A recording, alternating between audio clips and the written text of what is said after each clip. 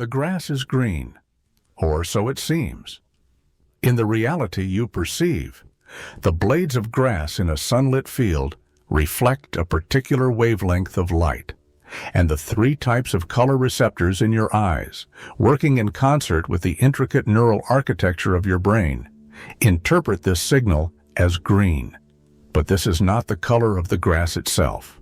To a dog with only two types of color receptors, that same field of grass appears yellowish-gray.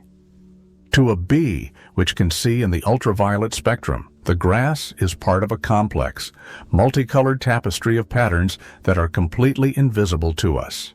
So, what is the true color of the grass?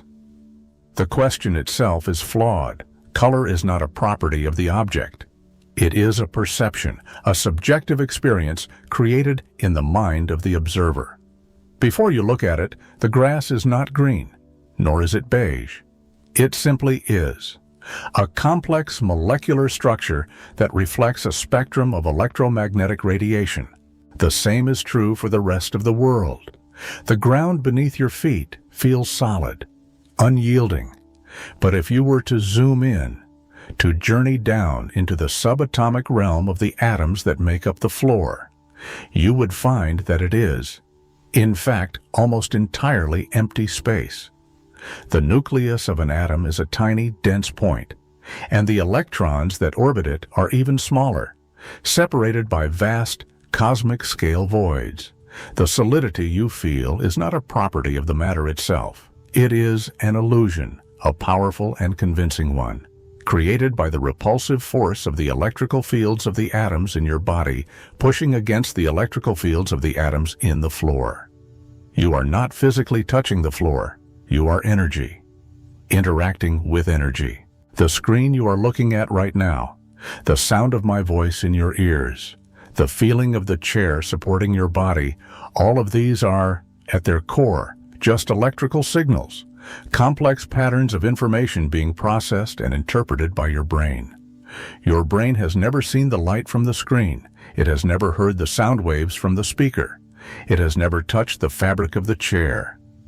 It has only ever known the language of electrical impulses, the silent electrochemical chatter of its own internal world. The reality you are experiencing right now is a high-resolution, multi-sensory, and perfectly rendered simulation. A world picture that has been constructed for you, by you, in the dark, silent theater of your own mind. So, if everything you have ever seen, ever felt, ever thought, is a mental construction, a story that your brain is telling itself, then what is the difference between this waking reality and the reality of a dream? Are you dreaming with your eyes open, or are you truly awake? Imagine you are standing in a large, open field, and you and a friend are holding opposite ends of a long, taut rope. You can feel the tension in the rope, a direct, physical connection that spans the distance between you. Every subtle tug, every gentle release that your friend makes at their end is transmitted through the rope and is felt by you, almost instantaneously. This is our classical, intuitive understanding of how the world works. It is a world of locality, a world where things can only influence each other through direct, physical contact or through a clear, unbroken chain of cause and effect. A push causes an object to move. A sound wave travels through the air. A signal is transmitted along a wire. This is the world of Isaac Newton, a world that is orderly, predictable, and grounded in common sense. But now, imagine something far stranger. You and your friend drop the rope. There is nothing between you but the empty air. And yet, when your friend makes a tugging motion, you instantly feel a pull in your own hands. There is no rope, no string, no visible connection of any kind. Your friend could be on the other side of the field or on the other side of the planet, and the effect would be the same, instantaneous. This is a world that defies our classical intuition. It is a world that is non-local. And it is a world that, according to the strange and beautiful laws of quantum mechanics, is the true underlying reality of our universe. At the smallest, most fundamental scales of existence, particles can become entangled, linked in a way that transcends the normal boundaries of space and time. This is not like a wireless signal from your phone, which travels at the speed of light and can be detected and traced. This is a deeper, more mysterious connection, a spooky action at a distance.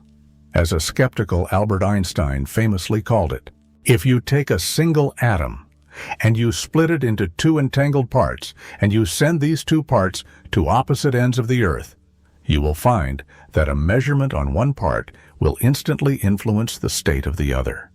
There is no signal, no delay, no physical link of any kind. It is as if the two particles are not two separate things, but are two aspects of a single, unified, and non-local reality. It is as if separation itself is an illusion.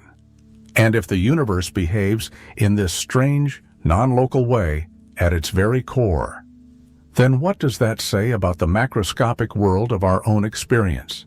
Is the solid, separate, and seemingly local world we see around us just a shadow, a projection of a much deeper, more unified, and more mysterious reality? Is it possible that all the matter and all the energy in the universe, the distant stars and the atoms in your own body, are all part of a single, vast, and interconnected quantum system?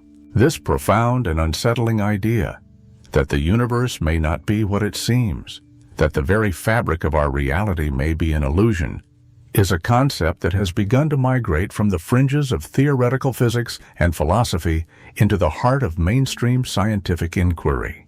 If the separation between objects is not as real as it appears, if the universe is, at its core, a holistic and non-local entity, then what is the true nature of this underlying, unified reality? One of the most radical and yet scientifically plausible of these ideas is the holographic principle. This is a concept that emerged from the deep theoretical study of black holes, and it suggests that all the information contained within a three-dimensional volume of space can be, in a sense, encoded on its two-dimensional boundary. It is as if our entire three-dimensional universe is a kind of hologram, a complex three-dimensional projection of information that is stored on a distant two-dimensional surface at the edge of the cosmos. In this picture, the world of our experience, with its depth, its solidity, its separation of objects in space, is not the fundamental reality. It is an emergent, and in some sense, illusory phenomenon, a holographic image generated from a deeper, more fundamental, and non-local informational reality. Another, and perhaps even more unsettling, possibility is the simulation hypothesis. This is the idea that our entire universe, with all its history, all its laws, and all its inhabitants, is a sophisticated computer simulation, a virtual reality created by a far more advanced, post-human civilization. The laws of physics are not fundamental truths of nature. They are the programmed rules of the simulation. The particles that make up our world are not solid, physical things. They are pixels on a cosmic screen. And our own consciousness, our thoughts, our feelings, our very sense of self, may be nothing more than the product of a complex, artificial intelligence running on a vast, and as yet unimaginable, computational substrate. This is an idea that can feel like a dizzying, philosophical vertigo. And yet, it is an idea that is being taken seriously by a growing number of physicists and philosophers, as it provides a potential explanation for a number of the strange and seemingly fine-tuned features of our own universe. The fact that the universe seems to be governed by a set of elegant mathematical laws, the fact that there seem to be fundamental, discrete units of space, time, and energy at the Planck scale. The strange, observer-dependent nature of quantum reality, all of these are features that would be natural, and even expected, in a simulated reality. The universe, in this view, is a grand and beautiful video game, and we are, perhaps just non-player characters, with no knowledge of the game's creators, or of the true, base reality that lies outside the simulation. Or perhaps our universe is part of an even grander and more complex structure, a multiverse. The theory of eternal cosmic inflation suggests that our universe may be just one bubble in an infinite, self-reproducing cosmic foam of other universes, each with its own, potentially different physical laws. The many worlds interpretation of quantum mechanics suggests that every quantum event splits the universe into a branching tree of parallel realities. In this vast and perhaps infinite multiverse, every possibility is realized. There are an infinite number of versions of you, living out an infinite number of different lives. In this picture, our sense of a single, unique reality is an illusion born of our limited perspective, our confinement to a single branch of the universal wave function.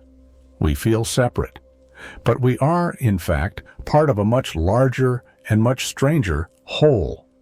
All of these ideas, the hologram, the simulation, the multiverse are, for now, on the speculative frontiers of science, but they are all pointing in the same profound direction.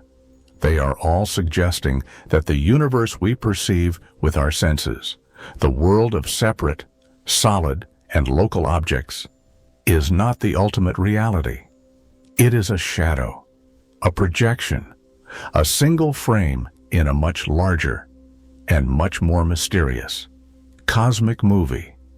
And the true nature of that movie, the source of its light, the identity of its director, remains the deepest and most beautiful of all scientific questions. The story of our modern scientific grapple with the nature of reality begins, in many ways, with a single, seminal, and deeply reluctant paper. In 1935, Albert Einstein, along with his two younger colleagues, Boris Podolsky and Nathan Rosen, published a paper that was intended to be a death blow to the strange and unsettling new theory of quantum mechanics. They titled it, with a characteristically academic and understated flair, "Can quantum mechanical description of physical reality be considered complete?"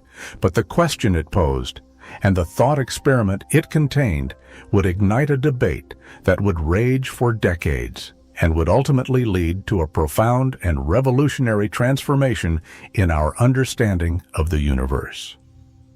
Einstein, by this time, was the elder statesman of physics, a global icon who had single-handedly overthrown the Newtonian universe with his theories of relativity. And the universe he had revealed was a beautiful, elegant, and deeply orderly one. It was a grand cosmic clockwork, a universe of smooth, curved spacetime, of deterministic laws, of a reality that was objective, independent, and, in a word, real. But quantum mechanics, the new theory that had been developed by a younger generation of physicists, was a direct affront to this classical common-sense worldview. It was a theory that was built on a foundation of randomness or of probability, of uncertainty. It suggested that a particle could be in many places at once, that its properties were not defined until they were measured, that the universe, at its core, was a game of cosmic dice. And Einstein, famously, did not believe that God played dice. For centuries, the worldview of physics had been that of local realism. It was a worldview with two simple and deeply intuitive pillars. The first was locality, the idea that an object can only be influenced by its immediate surroundings. An action here cannot have an instantaneous effect on something over there. All influences, all information must travel through space at a finite speed, a speed that is limited by the speed of light. This was a cornerstone of Einstein's own theory of special relativity. If you are a NASA engineer and you want to send a command to the Mars rover, you must wait at least 3 minutes for your signal to travel across the intervening space. There is no way around this cosmic speed limit. The second pillar was realism, the belief that the objects of the physical world have definite, objective properties. Whether we are observing them or not, a rock is a rock. It has a definite position, a definite mass, a definite shape. The moon, as Einstein was fond of saying, is still there, even when nobody is looking at it. This belief in an objective, observer-independent reality was the very foundation of the scientific method. Together, these two principles, of locality and realism, formed a sturdy and reassuring framework for understanding the world. They were the bedrock of the classical physics of Newton and Maxwell, a physics that had been so spectacularly successful in explaining everything from the fall of an apple to the motion of the planets. It was a picture of a predictable, rational, and transparent cosmos. And then, in the early 20th century, as scientists began to probe the strange new world of the atom, this beautiful classical picture began to unravel. The unraveling began with a series of experiments that revealed a world that was not just strange, but seemingly paradoxical. The classical picture of matter was that of tiny, solid, billiard ball-like particles. But when scientists performed the double-slit experiment, they found that a single electron, when not observed, behaves like a wave, passing through both slits at once and interfering with itself. The very nature of the electron's reality seemed to depend on the context of the experiment, on the question that was being asked of it. This was the wave-particle duality, the central, and still mysterious, paradox of the quantum world. But even stranger was the implication that the act of observation itself seemed to play a crucial and creative role in shaping reality. It was as if the electron's properties were not defined, were not real until they were measured. This was a direct challenge to the principle of realism. And then came the phenomenon of entanglement, a direct challenge to the principle of locality. The theory of quantum mechanics predicted that two particles could become linked in such a way that their properties would remain correlated. No matter how far apart they were separated, a measurement on one particle would have an instantaneous effect on the other, a spooky action at a distance that seemed to violate the cosmic speed limit. To Einstein, this was a clear sign that the theory was incomplete. There had to be a deeper, more classical reality hiding beneath the probabilistic and seemingly non-local facade of quantum mechanics. There had to be hidden variables, unknown properties of the particles that were determined at the moment of their creation, and that carried with them the instructions for how to behave when they were later measured. This would restore both realism and locality. The famous EPR paper of 1935 was the most sophisticated and powerful articulation of this argument. It was a thought experiment and Gedankenexperiment designed to expose the absurdity and the incompleteness of the quantum mechanical worldview. It imagined a pair of entangled particles, created at a central source and sent flying off in opposite directions. By measuring the position of one particle, you could, with perfect certainty, predict the position of the other, without in any way disturbing it. And by measuring the momentum of the first particle, you could predict the momentum of the other, since you could, in principle, know both the precise position and the precise momentum of the second particle. Both of these properties must be simultaneously real. But this directly contradicted another of the strange principles of quantum mechanics, Heisenberg's uncertainty principle, which states that it is impossible to know both the position and the momentum of a particle with perfect precision at the same time. The conclusion, for EPR, was inescapable. Quantum mechanics must be an incomplete theory. It was just a statistical approximation of a deeper, more fundamental, and locally realistic reality. But Niels Bohr, the great Danish physicist and the philosophical father of the quantum revolution, disagreed profoundly. He argued that the EPR paper was based on a fundamental misunderstanding of the nature of quantum reality. For Bohr, a quantum system, like an entangled pair of particles, is an indivisible whole. You cannot speak of the properties of one particle independently of the other, or independently of the measuring device that you use to observe them. Reality is not a collection of separate, independent things with pre-existing properties. It is a holistic, contextual, and relational phenomenon. The properties of a particle are not revealed by a measurement. They are created in the act of measurement. The debate between Einstein and Bohr was one of the great intellectual duels of the 20th century.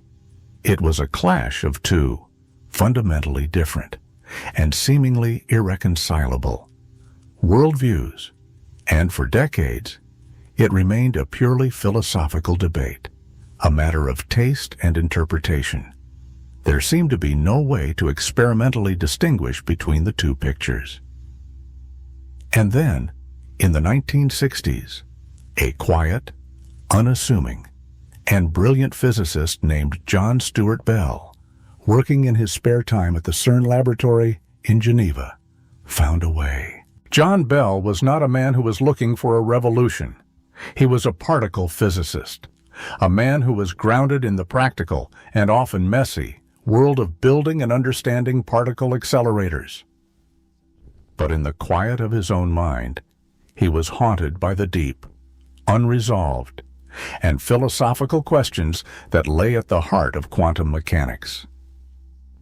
He was particularly intrigued by the work of the American physicist David Bohm, one of the few who had taken Einstein's skepticism seriously and had developed a fully fledged hidden variable theory, a theory that could reproduce all the predictions of standard quantum mechanics, but which was built on a foundation of a deeper, deterministic, and non-local reality. Bohm's theory was largely ignored by the mainstream physics community, but for Bell, it was a proof of principle. It showed that hidden variable theories were not just a philosophical fancy, they were a real mathematical possibility. This planted a seed in Bell's mind. Was there a way to experimentally test the very idea of local realism itself? Was there a way to devise an experiment that would give one result if Einstein's classical common-sense worldview was correct, and a different result if the strange, non-local, and probabilistic world of quantum mechanics was the true reality? After months of intense and often solitary work, Bell found the answer. His insight was a stroke of pure genius. He realized that while a simple experiment with a single pair of entangled particles could not distinguish between the two worldviews, a series of experiments, with the detectors set at different and randomly chosen angles, could. He derived a now famous mathematical inequality. Bell's inequality, which set a strict upper limit on the amount of statistical correlation that could be observed between the measurements on the two separated particles. If the world was governed by the principles of local realism, quantum mechanics, on the other hand, predicted that for certain specific settings of the detectors, this inequality would be violated. The correlations would be stronger than any local realistic theory could possibly explain.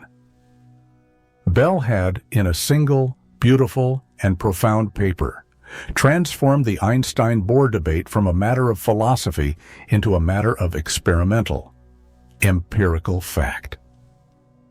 The universe had to make a choice. It could be local and realistic, in which case Bell's inequality would be obeyed, or it could be quantum mechanical, in which case the inequality would be violated. It could not be both. To understand the essence of Bell's theorem, imagine a game. You have two separated players, Alice and Bob. A central source sends each of them a particle from an entangled pair. Alice and Bob can each choose to measure their particle in one of two different ways. Say, by passing it through a polarizer that is oriented either vertically or horizontally. After they have made their measurements, they get together and compare their results. Bell's inequality is a statement about the statistical correlations between their results, averaged over many runs of the experiment. If the particles are like classical objects, with predetermined, hidden properties, then there is a limit to how strongly their results can be correlated. But if they are quantum mechanical, if they are part of a single, non-local, entangled state, then their results can be more strongly correlated than any classical theory would allow. It is as if they are part of a team that is so perfectly coordinated that they can win the game more often than the classical rules would permit. Bell's work, when it was published in 1964, was initially met with a deafening silence. The technology to actually perform such a delicate and precise experiment did not yet exist, and the mainstream physics community, for the most part, had accepted the pragmatic Copenhagen interpretation and had moved on from what they saw as the sterile, philosophical debates of the founding generation, but the seed had been planted. And in the early 1970s, a young and stubbornly independent-minded graduate student at Columbia University named John Clauser stumbled upon Bell's paper and decided that he was going to be the one to put it to the test. John Clauser was a man who was not afraid to challenge the orthodoxy. While his professors and his peers were focused on the more fashionable and well-funded frontiers of particle physics, Clauser was drawn to the deep, foundational, and often overlooked questions that lay at the heart of quantum mechanics. When he read Bell's paper, he saw not just a theoretical curiosity, but a profound experimental challenge. He wrote to Bell, and their correspondence solidified his resolve. He was going to build an experiment to test Bell's inequality. Together with his student, Stuart Friedman, Clauser designed and built the first practical experimental test of Bell's theorem. The experiment, conducted at the University of California, Berkeley, in 1972, was a masterpiece of shoestring ingenuity and experimental grit. It involved creating pairs of entangled photons by exciting calcium atoms and then measuring the correlations in their polarization as they flew off in opposite directions. The setup was delicate, the signals were weak, and the technical challenges were immense. But after months of painstaking work, they had their result. The data was clear, and it was unambiguous. Bell's inequality was violated. The correlations between the photons were stronger than any local, realistic theory could explain. The predictions of quantum mechanics were correct. Einstein, it seemed, was wrong. The universe was, in some deep and fundamental way, non-local. This was a groundbreaking result, a landmark in the history of physics, but it was not the final word. Clauser's experiment, as brilliant as it was, had several potential loopholes, subtle and sometimes contrived, ways in which a determined, local realist could still explain the result. The locality loophole, for example, was the possibility that the two detectors, or the choice of their settings, could have somehow communicated with each other during the experiment, at a speed less than or equal to the speed of light, to coordinate their results. The detection loophole was the fact that the photon detectors were not perfectly efficient. They missed many of the photons. It was possible, in principle, that the detectors were only detecting a biased and unrepresentative subsample of the photons, the ones that just happened to be correlated in a quantum mechanical way. It was the French physicist Alain Aspect who, in the early 1980s, took on the challenge of closing the locality loophole. Working at the Institute of Optics in Orsay, France, Aspect and his team designed a series of increasingly sophisticated and elegant experiments. Their key innovation was the use of a high-speed acousto-optical switch that could change the orientation of the polarizers while the photons were in flight, after they had already left the source. The choice of which measurement to perform on each photon was made so quickly and so late that there was simply not enough time for any signal, traveling at the speed of light, to communicate that choice to the other side of the experiment before the other measurement was completed. The two measurement events were space-like separated, in the language of relativity, meaning they were causally disconnected. The results of Aspect's experiments were a stunning confirmation of Clauser's earlier work. Bell's inequality was violated, and by an even greater margin. The locality loophole was, for all practical purposes, closed. The spooky action at a distance was real, but the work was still not done.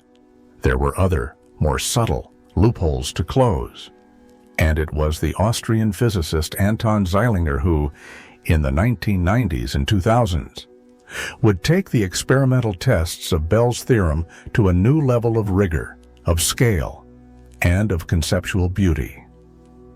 Zeilinger is a master of experimental quantum optics, a physicist with a deep philosophical bent and a flair for the dramatic. One of his team's most famous experiments, conducted in 2007, was a Bell test that was performed not in a laboratory, but across the open air between two of the Canary Islands, La Palma and Tenerife, a distance of 144 kilometers. This was a feat of immense technical difficulty, requiring the precise alignment of telescopes and the transmission of single, entangled photons through the turbulent atmosphere. The sheer scale of the experiment was a powerful and visceral demonstration of the reality of non-locality.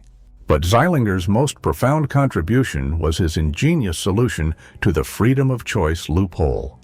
This is the most philosophical of all the loopholes, the last refuge of the determined local realist.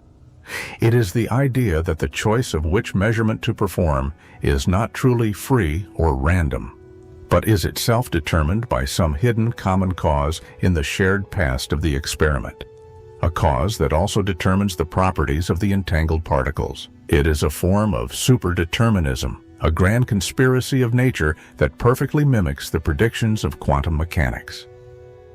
To close this loophole, you need a source of randomness that is so ancient, so distant, and so causally disconnected from the experiment that it could not possibly be part of such a conspiracy.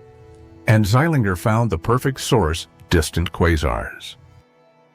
In an experiment conducted in 2018, his team used the light from two ancient quasars on opposite sides of the sky, whose light had been traveling towards the Earth for billions of years, to control the settings of their polarizers in a Bell test. The choice of whether to measure the polarization of a photon vertically or horizontally was determined, in real time, by whether the incoming light from a quasar was red or blue. Any hidden variable that was trying to coordinate this experiment would have had to set its plan in motion billions of years ago, long before the Earth, or even our solar system, had formed. The results, once again, were a perfect confirmation of quantum mechanics. The freedom of choice loophole was closed. The last desperate argument for local realism was laid to rest. In 2022, the Nobel Prize in Physics was jointly awarded to John Clauser, Alain Aspect, and Anton Zeilinger for their pioneering and collectively definitive experimental work on quantum entanglement. The prize was a long overdue recognition of a series of experiments that have not just confirmed one of the strangest predictions of a scientific theory, but have fundamentally and irrevocably changed our very understanding of the nature of physical reality. The universe is not local, and it is not, in the classical sense, real. The world of our everyday, common sense intuition is an illusion, a macroscopic approximation of a much deeper, much stranger, and much more beautifully interconnected quantum reality. The definitive, experimental confirmation of quantum non-locality, the reality of spooky action at a distance, is a discovery of such profound and mind-altering significance that we are still, as a scientific and philosophical culture, struggling to fully grasp its implications. It is a discovery that shatters the very foundations of our classical, mechanistic worldview and forces us to confront a universe that is far more holistic, more interconnected, and more mysterious than we ever imagined. If the principle of locality is false, if an action here can have an instantaneous effect on something over there, without any signal passing through the intervening space, then our very concept of space as the medium that separates and insulates objects is called into question. Space, it seems, does not separate entangled particles. It is simply the arena in which their pre-existing non-local connection is manifested. This suggests that there may be a deeper level of reality, a subspace or a pre-space, that is not governed by the familiar geometry of our three-dimensional world, a level of reality where everything is, in a sense, in immediate contact with everything else. This is the idea of a holographic universe, a concept that, as we have seen, has its roots in the physics of black holes. It is the idea that our familiar three-dimensional world is a kind of projection, a holographic image of information that is stored on a distant two-dimensional surface. In this picture, the non-locality of entanglement is no longer a mystery. The two entangled particles are not really separated by a vast distance in three-dimensional space. They are at the deeper informational level of the hologram surface, right next to each other. Their instantaneous connection is just a reflection of their proximity on the underlying holographic plate. This is a radical and deeply counterintuitive idea, but it is one that is being taken very seriously by many of the world's leading theoretical physicists, as it offers a potential path towards a unified theory of quantum gravity. The failure of realism, the fact that a particle's properties are not defined until they are measured, is equally profound. It suggests that the universe, at its core, is not a world of things, but a world of information. This is the essence of John Wheeler's it from bit hypothesis. The physical reality of a particle, its itness, arises from the informational bitness of a series of yes-no questions that are answered in the act of measurement. A particle is not a solid, pre-existing object. It is the outcome of a cosmic computation. This informational view of reality provides a natural framework for understanding the universe as a vast quantum computer. The laws of physics are the software, the rules that govern how the information is processed. The quantum fields that fill all of space are the hardware, the computational substrate, and the evolution of the universe is the running of a grand cosmic program. This, in turn, leads us to the most unsettling, and yet strangely logical, of all possibilities, the simulation hypothesis. If the universe is, at its core, informational and computational, then is it not possible, and perhaps even probable, that our entire reality is a simulation, a virtual world created by a far more advanced intelligence? The philosophical implications of this new, non-local and informational worldview are immense. It challenges our deep-seated sense of individuality and separation. If the universe is a single, entangled, holographic, and informational whole, then the boundaries between ourselves and the world, between mind and matter, between the observer and the observed, are not as solid as they appear. We are not separate, isolated beings, looking out at an external world. We are an integral and participatory, part of a single, vast, and co-creative cosmic process. Our consciousness is not just a passive witness. It is an active participant in the ongoing creation of reality. The discoveries of Bell, of Clauser, of Aspect, and of Zeilinger have not just given us a new picture of the universe. They have given us a new picture of ourselves. They have shown us that the world of our everyday, classical intuition is a beautiful and useful illusion, a user-friendly interface that hides a much deeper, much stranger, and much more beautifully interconnected quantum reality. And the great adventure of 21st century science is to continue to peel back the layers of this illusion, to explore the depths of this hidden reality, and to learn to live in a way that is worthy of the profound, mysterious, and deeply magical universe we are now beginning, for the very first time, to truly see. The history of video games, from the simple black and white pixels of Pong to the breathtakingly photorealistic, ray-traced landscapes of today, is a story of an exponential and seemingly inexorable increase in computational power and graphical fidelity.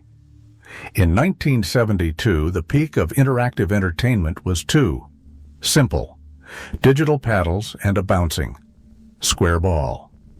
50 years later, a mere blink of an eye in the grand sweep of human history, we can now create and explore digital worlds that are, in many ways, indistinguishable from reality. We can walk the streets of a bustling, virtual city. We can fly through the clouds of a simulated sky. We can feel the sun on our skin and the wind in our hair in a fully immersive, virtual reality environment. The line between the real and the virtual is becoming increasingly blurred. And if this is the progress we have made in just half a century, what will be possible in 1,000 years? In 1,000,000? The logical endpoint of this trajectory is a future where simulated realities are not just indistinguishable from base reality, but are far more numerous. An advanced, post-human civilization, with access to a planetary, or even stellar, scale of computational resources, could, in principle, create a vast number of ancestor simulations, highly detailed and perfectly realistic. Simulations of their own evolutionary past, populated by artificial conscious beings who have no idea that they are living inside a computer program. This is the foundation of Nick Bostrom's famous simulation argument. It is not a proof that we are living in a simulation, but a powerful probabilistic argument that forces us to confront a startling trilemma. Bostrom argues that one of the following three propositions must be true. First, it is possible that almost all civilizations at our level of technological development go extinct before they reach the post-human stage, the stage where they have the computational capacity to run such simulations. This is the great filter hypothesis, the idea that there is some almost insurmountable hurdle that prevents the emergence of long-lived, technologically advanced civilizations.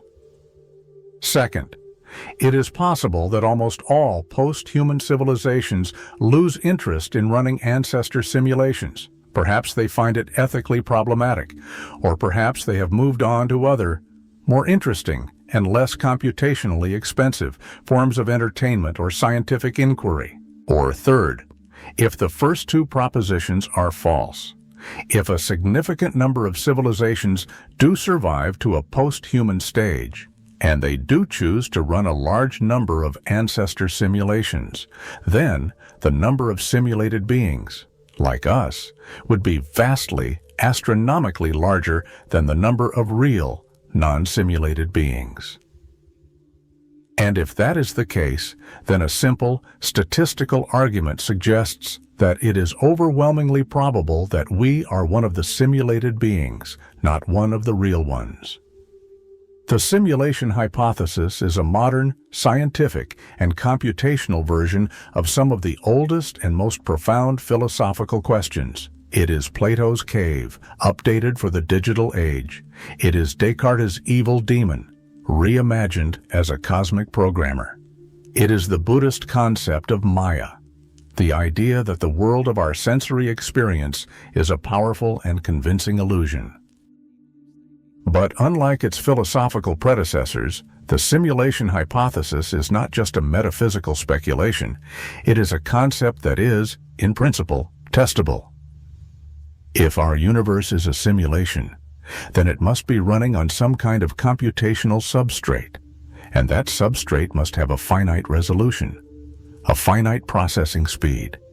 This could manifest itself in the very laws of our own physics. The existence of a smallest possible unit of length, the Planck length, and a smallest possible unit of time. The Planck time could be seen as the pixel size of the cosmic simulation. The fact that the universe seems to be governed by a set of elegant mathematical laws could be a sign that we are living in a world that has been coded. and the strange, observer-dependent nature of quantum reality.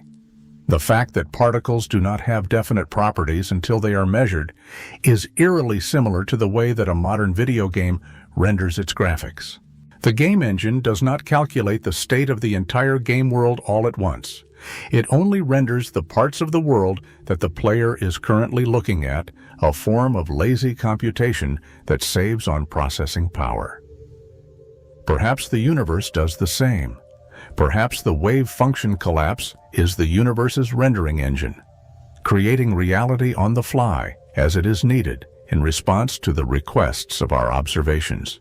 The search for these glitches in the matrix, for the subtle, telltale signs of an underlying computational reality, is a new and exciting, if highly speculative, frontier of scientific inquiry. Physicists are looking for subtle violations of the symmetries of spacetime, for patterns in the cosmic microwave background that might look like the raster scan of a cosmic television screen, for any hint that our reality is not as smooth, as continuous, and as real as it appears. Whether we will ever find such definitive proof is an open question. But the simulation argument itself is a powerful and valuable tool for thought. It forces us to question our most basic and unexamined assumptions about the nature of reality. It encourages us to maintain a stance of intellectual humility, to recognize that the world may be far stranger and far more complex than our current scientific and philosophical models can accommodate. And it raises a final, and perhaps unanswerable, set of questions. If we are living in a simulation, who are the simulators? What is their nature? What is their purpose in creating a universe like ours? Are we a scientific experiment, a work of art, a historical reenactment, or are we just a piece of entertainment? A very advanced and very immersive video game for beings whose intelligence and whose motives are forever beyond our comprehension. The silence of the cosmos, the great silence of the Fermi paradox, takes on a new and chilling meaning in this context. Perhaps the reason we have not heard from any other advanced civilizations is because they are all, like us, just characters in a simulation, with no way to communicate with the real world outside. Or perhaps, even more chillingly, our simulation is the only one that has been allowed to run this far. Perhaps the architects are watching and listening and waiting.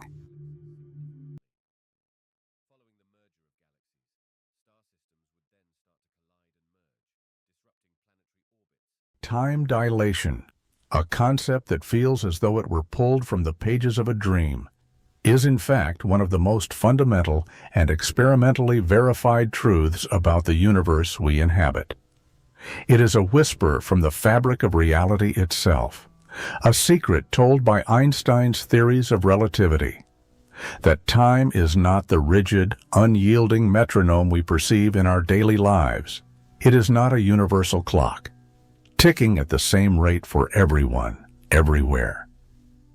Instead, time is a fluid, malleable, and personal experience, a river whose current can speed up or slow down depending on how fast you move through space or how deeply you are immersed in the well of gravity.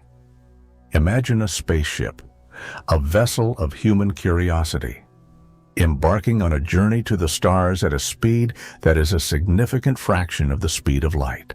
For the astronauts on board, the clocks on the wall would tick normally, their hearts would beat at a familiar rhythm, and their thoughts would unfold in a seemingly ordinary sequence. They would feel no different. But for those of us left behind on Earth, a strange and beautiful magic would be at play.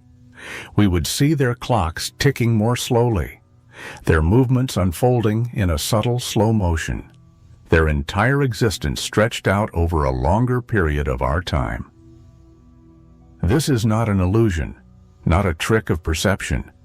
It is a physical reality. The astronauts are, in a very real sense, traveling into our future. They could complete a journey that, to them, lasts only a few years, only to return to an Earth where decades, or even centuries, have passed. Their friends, their families, their entire world would be a memory, a ghost from a distant past. This is the profound and unsettling promise of time dilation. And its influence is not just confined to the hypothetical realm of near-light-speed travel.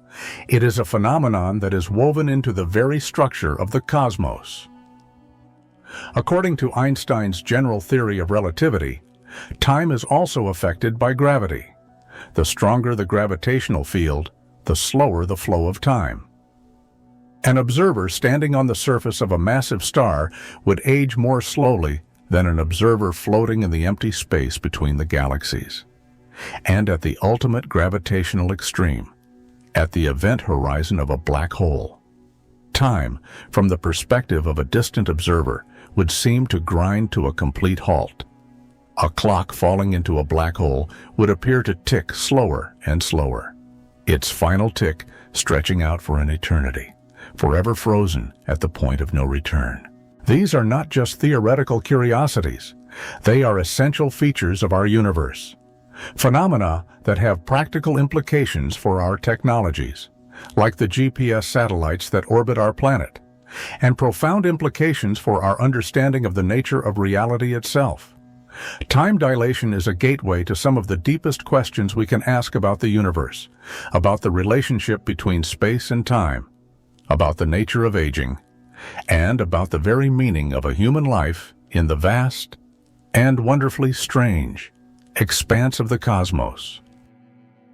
The concept of time dilation, this strange and beautiful elasticity of time, is a direct and unavoidable consequence of one of the most profound and elegant principles in all of science, the constancy of the speed of light.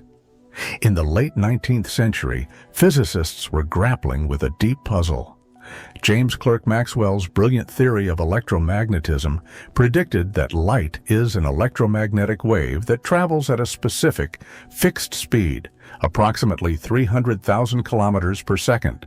But a speed must be measured relative to something. The speed of a car is measured relative to the road. The speed of a sound wave is measured relative to the air it travels through. So, what was the speed of light measured relative to? The prevailing theory was that of the luminiferous ether, a hypothetical, invisible, and all-pervading substance that filled all of space and acted as the medium for light waves. But a series of brilliant and increasingly precise experiments, most famously the Michelson-Morley experiment of 1887, failed to detect any evidence of this ether. The speed of light seemed to be the same, no matter how fast the observer was moving relative to the hypothetical ether. It was a deep and troubling paradox. And it was a young, unknown patent clerk in Bern, Switzerland, named Albert Einstein, who, in his miracle year of 1905, had the courage and the genius to resolve it. He took the seemingly paradoxical experimental result as a fundamental postulate. The speed of light in a vacuum, he declared, is the same for all observers in uniform motion, regardless of the motion of the light source. This simple, elegant, and radical idea is the cornerstone of his special theory of relativity. And from this single postulate, all the strange and wonderful consequences of relativity, including time dilation, flow with an inexorable mathematical logic. Imagine a simple light clock on a spaceship. It consists of two mirrors, one on the ceiling and one on the floor, with a single photon of light bouncing between them. Each time the photon hits a mirror, the clock ticks. For an observer on the spaceship, the photon travels a simple vertical path up and down, and the clock ticks at a regular rate.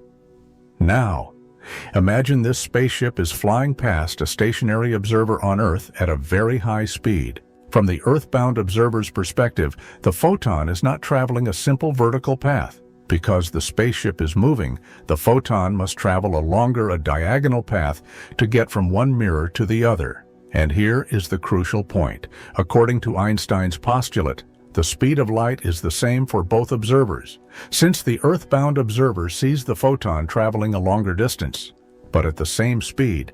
It must, by simple logic, take a longer amount of time for that photon to complete its journey.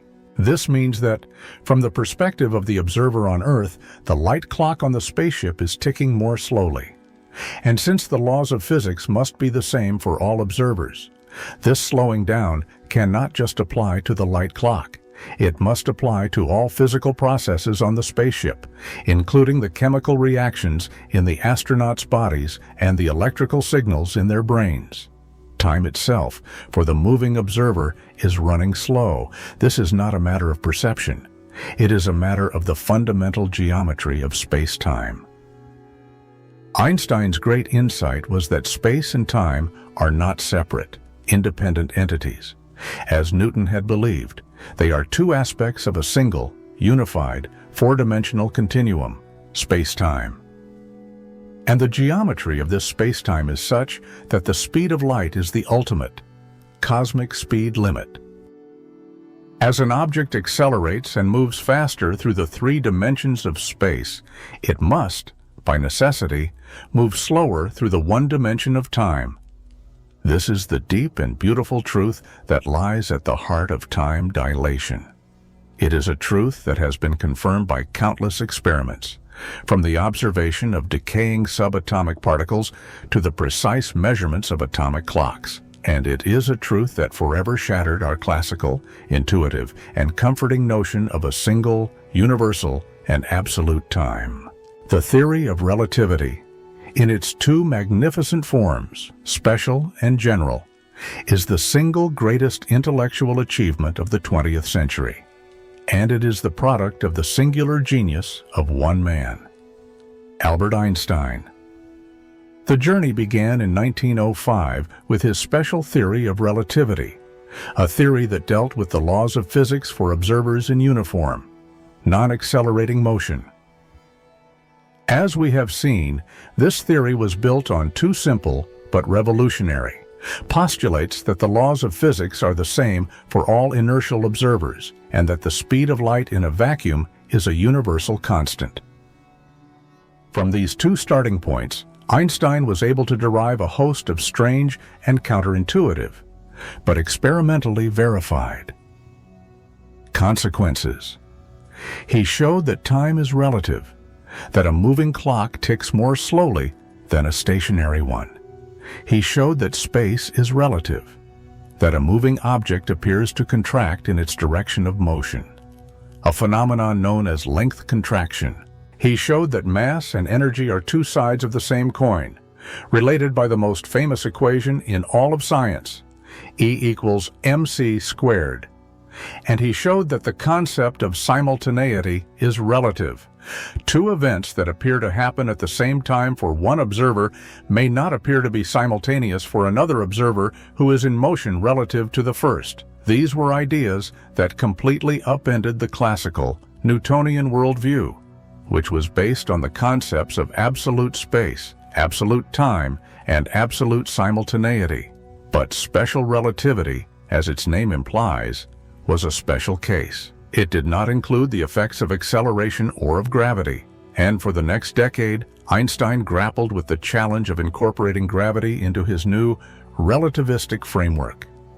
The result, published in 1915, was his general theory of relativity, a theory of gravity that is, by any measure, a masterpiece of human thought. The central insight of general relativity is the principle of equivalence, the idea that the effects of gravity are indistinguishable from the effects of acceleration. An observer in a sealed, windowless room cannot tell the difference between being at rest in a gravitational field, like on the surface of the Earth, and being in a rocket that is accelerating at a constant rate in deep space. From this simple, powerful insight, Einstein was led to a radical new conception of gravity. Gravity is not a force that acts at a distance between two massive objects, as Newton had believed. Gravity is the curvature of spacetime, mass and energy. He proposed, tell spacetime how to curve, and the curvature of spacetime tells mass and energy how to move. A massive object, like the sun, creates a dent or a warp in the fabric of spacetime around it. And a smaller object, like a planet, is not being pulled by the sun. It is simply following the straightest possible path, a geodesic, through this curved spacetime. It is like a marble rolling on a stretched rubber sheet that has been deformed by a heavy bowling ball at its center. The general theory of relativity also made a number of new and dramatic predictions, including the phenomenon of gravitational time dilation. The theory predicts that time runs slower in a stronger gravitational field. A clock at sea level will tick slightly slower than a clock on top of a mountain. This is not just a theoretical curiosity. It is a real, measurable effect that must be accounted for in the operation of our GPS satellites, which rely on incredibly precise timing to determine our location. The theory also predicted that the path of light should be bent by gravity. This was famously confirmed in 1919 during a solar eclipse, when the British astronomer Sir Arthur Eddington observed that the apparent position of the stars near the edge of the sun was shifted, their light having been bent as it passed through the sun's powerful gravitational field. This observation made Einstein an overnight global celebrity and cemented the place of general relativity as our new and improved theory of gravity. Einstein's theories have had a profound and lasting impact on almost every area of modern physics, from cosmology and astrophysics to particle physics and quantum mechanics. They have given us a new and beautiful language for describing the universe, a language that has allowed us to understand the birth of the cosmos in the Big Bang, the strange and violent lives of black holes, and the subtle, relativistic effects that are a part of our everyday technological world. The phenomenon of time dilation, as predicted by Einstein's special theory of relativity, is a direct and logical consequence of the universe's most fundamental and perplexing law, the constancy of the speed of light. To truly understand why a moving clock runs slow, we must abandon our intuitive, everyday notions of time and space and embrace the strange, but beautiful geometry of a four-dimensional spacetime. Imagine, once again, our two twins, let's call them Stella, the astronaut who embarks on a high-speed journey to a distant star, and Terra, her brother who remains on Earth. Stella's spaceship is a marvel of future technology, capable of accelerating to a speed that is a significant fraction of the speed of light. As she travels, from her own perspective, time flows normally. She eats her meals, she conducts her experiments, she sleeps and dreams, and her onboard clock ticks at a steady, familiar rate. But from Terra's perspective on Earth, a strange and wonderful transformation is taking place. As Stella's spaceship accelerates, Terra would observe that everything on board, including Stella's clock, begins to run more slowly. The closer Stella gets to the speed of light, the more pronounced this effect becomes. This is not because of any mechanical problem with the clock. It is because time itself, in Stella's moving frame of reference, is flowing at a different rate than time in Terra's stationary frame. The mathematical relationship that governs this effect is the Lorentz factor, often denoted by the Greek letter gamma. The Lorentz factor depends on the relative velocity between the two observers, and it is a measure of how much time is stretched or dilated for the moving observer for everyday speeds. The Lorentz factor is so close to 1 that the effect of time dilation is completely negligible. But as the velocity approaches the speed of light, the Lorentz factor begins to increase dramatically, approaching infinity as the velocity approaches the speed of light itself. This means that for an object traveling at the speed of light, like a photon, time does not pass at all. From a photon's point of view, it is emitted and absorbed at the same instant, and the entire journey across the universe takes no time. The constancy of the speed of light for all observers is the key that unlocks this mystery, because the speed of light is the same for both Stella and Terra. But the distance that light must travel in certain thought experiments is different for each of them. Then time itself must be the variable that changes to keep the speed of light constant. The implications of this are profound. It means that there is no universal now. The concept of simultaneity is relative. Two events that are simultaneous for Terra on Earth may not be simultaneous for Stella on her high-speed spaceship. Her slice of the present moment in the four-dimensional block universe is tilted relative to Terra's. This has been confirmed by a host of experiments. The most famous of these is the observation of decaying muons. Muons are unstable, subatomic particles that are created in the Earth's upper atmosphere when cosmic rays strike air molecules. They have a very short half-life of about 2.2 microseconds. If time were absolute, even a muon traveling at nearly the speed of light would not have enough time to travel from the upper atmosphere to the surface of the Earth before it decayed. But we detect a large number of muons at sea level. The reason is time dilation. From our perspective on Earth, the muon's internal clock is running incredibly slowly, which allows it to survive for much longer than its normal half-life and to complete the journey to the ground.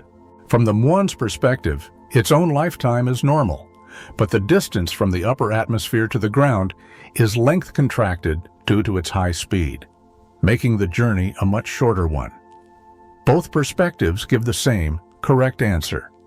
A beautiful demonstration of the self-consistency of relativity. Time dilation is not a paradox.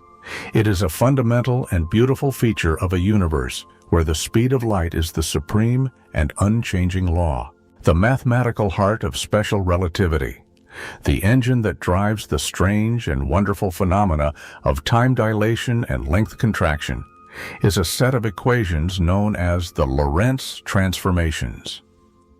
These transformations are the rules that tell us how to translate the measurements of space and time made by one observer into the measurements made by another observer who is in motion relative to the first.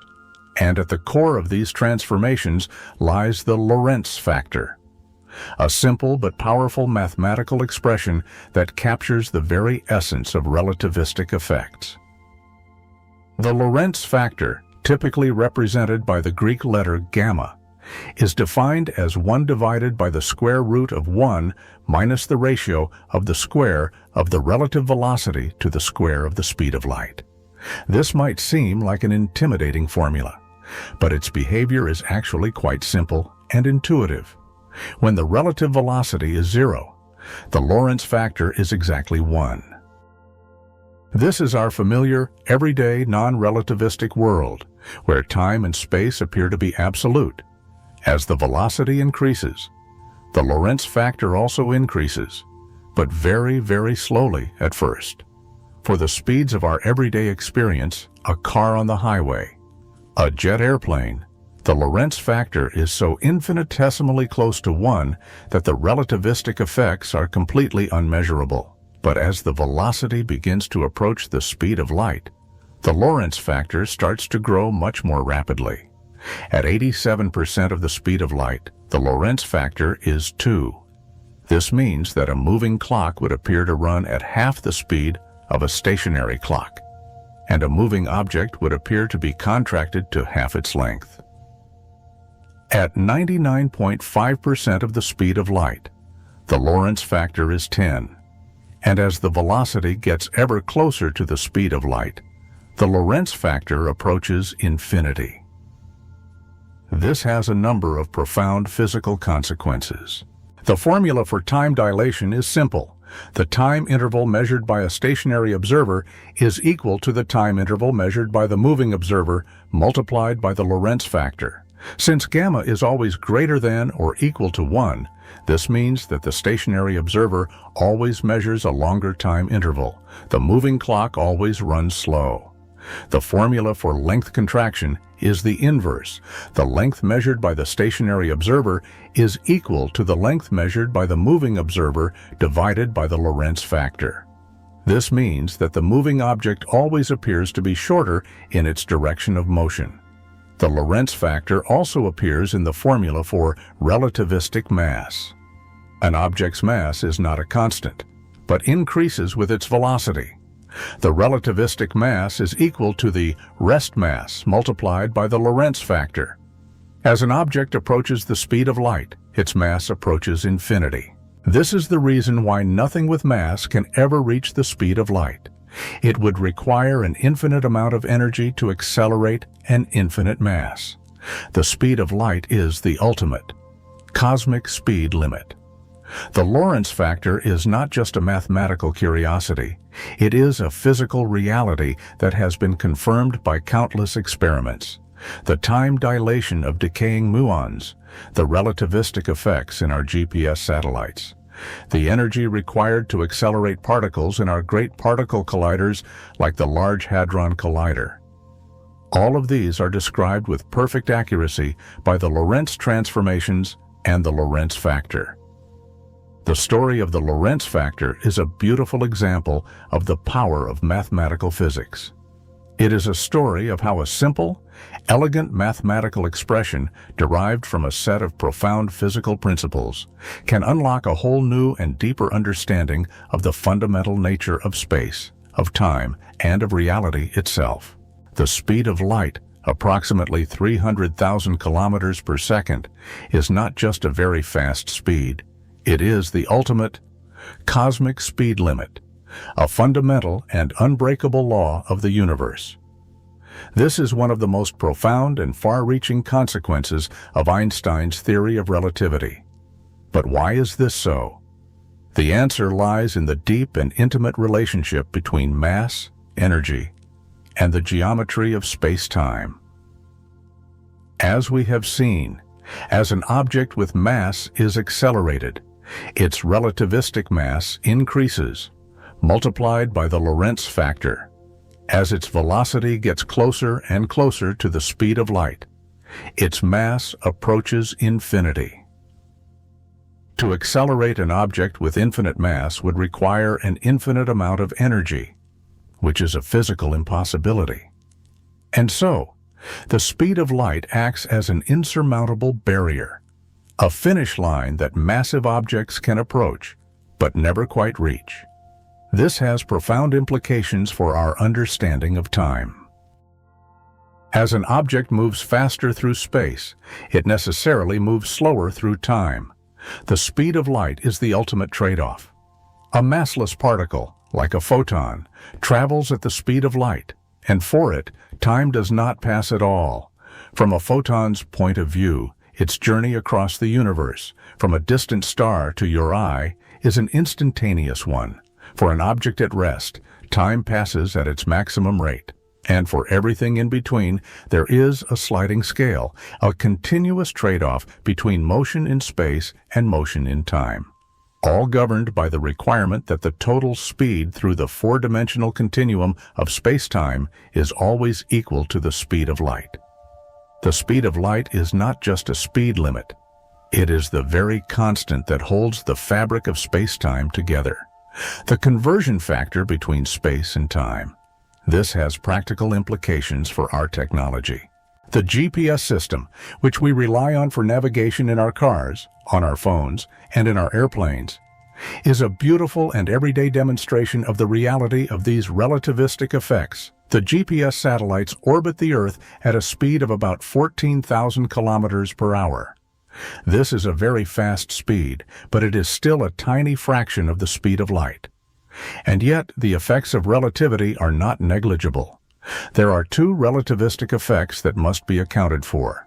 The first is special relativity, or time dilation due to velocity. Because the satellites are moving so fast, their onboard atomic clocks run slightly slower than the clocks on the ground, by about 7 microseconds per day. The second is general relativity, or time dilation due to gravity.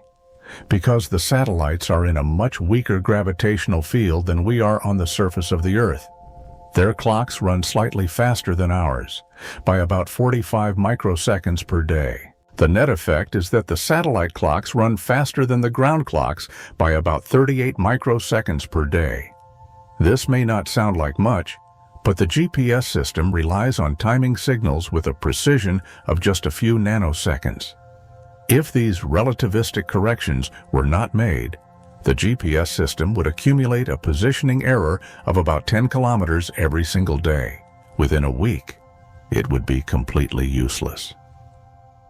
The fact that your phone can tell you your location with an accuracy of just a few meters is a direct, daily, and powerful confirmation of the reality of Einstein's strange and beautiful theories of relativity. It is a testament to the fact that the universe operates on a set of rules that are often counterintuitive, but that are also precise, predictable, and deeply woven into the fabric of our technological world. The phenomenon of time dilation is a direct consequence of the relative velocity between two observers. The faster the relative speed, the more pronounced the effect. This leads to some truly mind-bending, and yet physically real scenarios when we consider the comparison between observers moving at different high velocities. Imagine three observers: Terra, who is at rest on Earth; Stella, who is in a spaceship traveling at 80% of the speed of light relative to Earth; and Luna, who is in another spaceship traveling in the same direction at 99% of the speed of light. From Terra's perspective, both Stella's clock and Luna's clock will be running slow. And because Luna is moving faster, her clock will be running significantly slower than Stella's. Now, what does the situation look like from Stella's perspective? She will see Terra's clock on the receding Earth as running slow. This is a direct consequence of the principle of relativity. From Stella's point of view, it is the Earth that is moving, and so its clock must be time dilated. She will also see Luna's clock, which is moving away from her at a high, but sublight, speed, as running slow. The key here is that the time dilation effect always depends on the relative velocity between the two frames of reference being compared. There is no absolute and correct rate of time. Each observer's experience of time is equally valid within their own frame of reference. This is the source of the famous twin paradox. The paradox arises from a seeming contradiction. If motion is relative, then the twin who stays on Earth sees the traveling twin's clock as running slow. But the traveling twin sees the Earth twin's clock as running slow. So, when they are reunited, who is actually younger? The resolution to this paradox lies in the fact that the two twins' experiences are not symmetrical. The traveling twin must accelerate to leave the Earth, turn around at their destination, and then decelerate to return. The Earth twin remains in a single, inertial frame of reference for the entire journey. It is this acceleration that breaks the symmetry and makes the traveling twin's experience of time fundamentally different. A full analysis using general relativity, which can handle accelerating frames, shows that it is indeed the traveling twin who will be younger upon their return. The twin paradox is not a true paradox. It is a beautiful and profound illustration of the deep and subtle nature of time in a relativistic universe. The effect of time dilation is not just a theoretical curiosity. It has been measured with incredible precision in a variety of different contexts. The time dilation of fast-moving muons is one such example. Another is the behavior of atomic clocks. In the famous Haffel-Keating experiment of 1971, several cesium atomic clocks were flown around the world on commercial airliners, once eastward and once westward, when their times were compared with a reference clock that had remained on the ground. The traveling clocks were found to have lost or gained a few nanoseconds, in perfect agreement with the predictions of both special and general relativity. These are incredibly small effects, but they are real, and they are a powerful confirmation of the fact that the rate at which time passes is not a universal constant, but is a function of one's motion and one's position in a gravitational field. The twin paradox is perhaps the most famous and most misunderstood of all the consequences of special relativity. It is a thought experiment that, on the surface, seems to reveal a deep and fatal contradiction in Einstein's theory. but which, on a deeper analysis, reveals the profound and beautiful consistency of the relativistic worldview. The setup is simple. We have a pair of identical twins. One, let's call him the Earth twin, remains at home on Earth. The other, the space twin, embarks on a long, high-speed journey to a distant star and back. According to special relativity, from the Earth twin's perspective, the space twin is moving at a high velocity, and so his clock and his entire biological aging process should be running slow. So, when the space twin returns, he should be younger than the Earth twin. So far, so good. But here is the paradox. According to the principle of relativity, all uniform motion is relative. From the space twin's perspective, it is the Earth that is moving away from him at a high speed, and so he should see the Earth twin's clock as running slow. So, when he returns, he should expect the Earth twin to be younger than him. This is the apparent contradiction. Both twins cannot be younger than the other. So, who is right? The resolution lies in a subtle but crucial detail that is often overlooked. The two twins' journeys are not symmetrical. The Earth twin remains in a single, inertial frame of reference for the entire duration of the experiment. The space twin, on the other hand, must undergo a series of accelerations.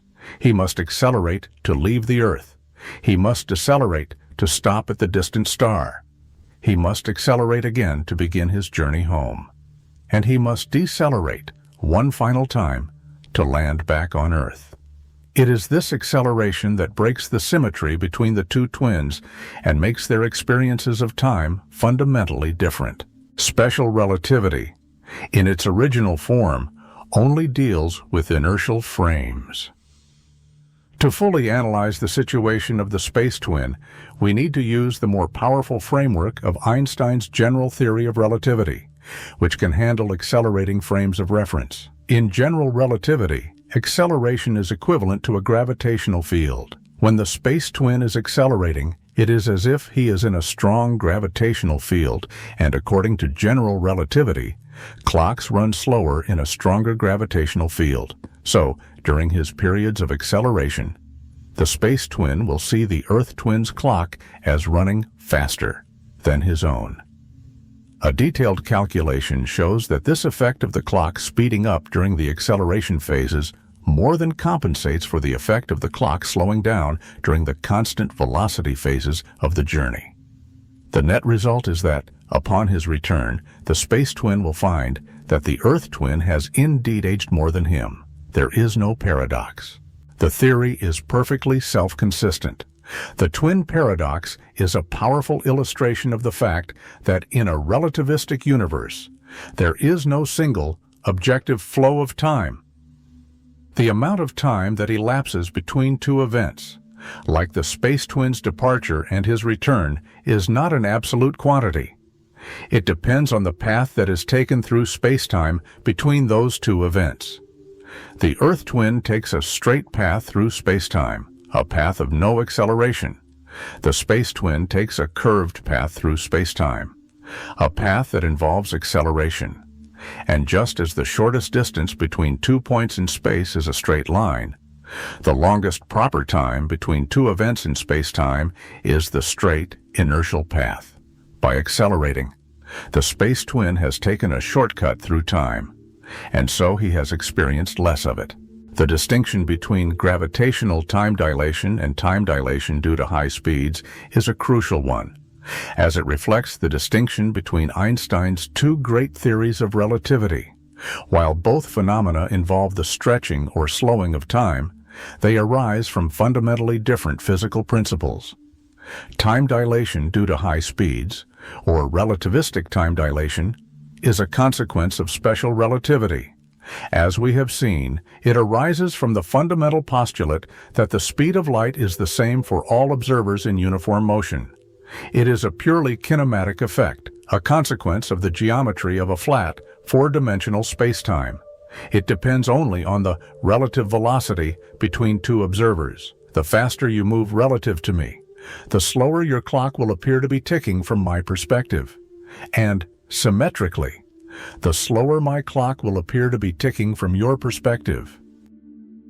This effect is independent of any forces or masses. It is a feature of the very fabric of space and time. Gravitational time dilation, on the other hand, is a consequence of general relativity. It is a dynamic effect, a consequence of the curvature of spacetime by the presence of mass and energy. It does not depend on the relative velocity of two observers, but on their relative position in a gravitational field.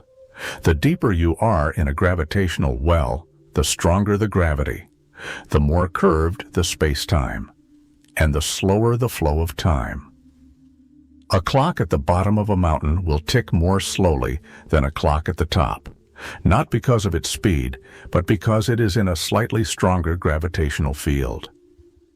This effect has been confirmed with incredible precision by experiments like the Pound-Rebka experiment, which measured the tiny gravitational redshift of photons as they traveled up a tower at Harvard University. These two effects, the kinematic effect of special relativity and the gravitational effect of general relativity, are not mutually exclusive. They can, and often do, occur at the same time. The GPS satellites are a perfect example.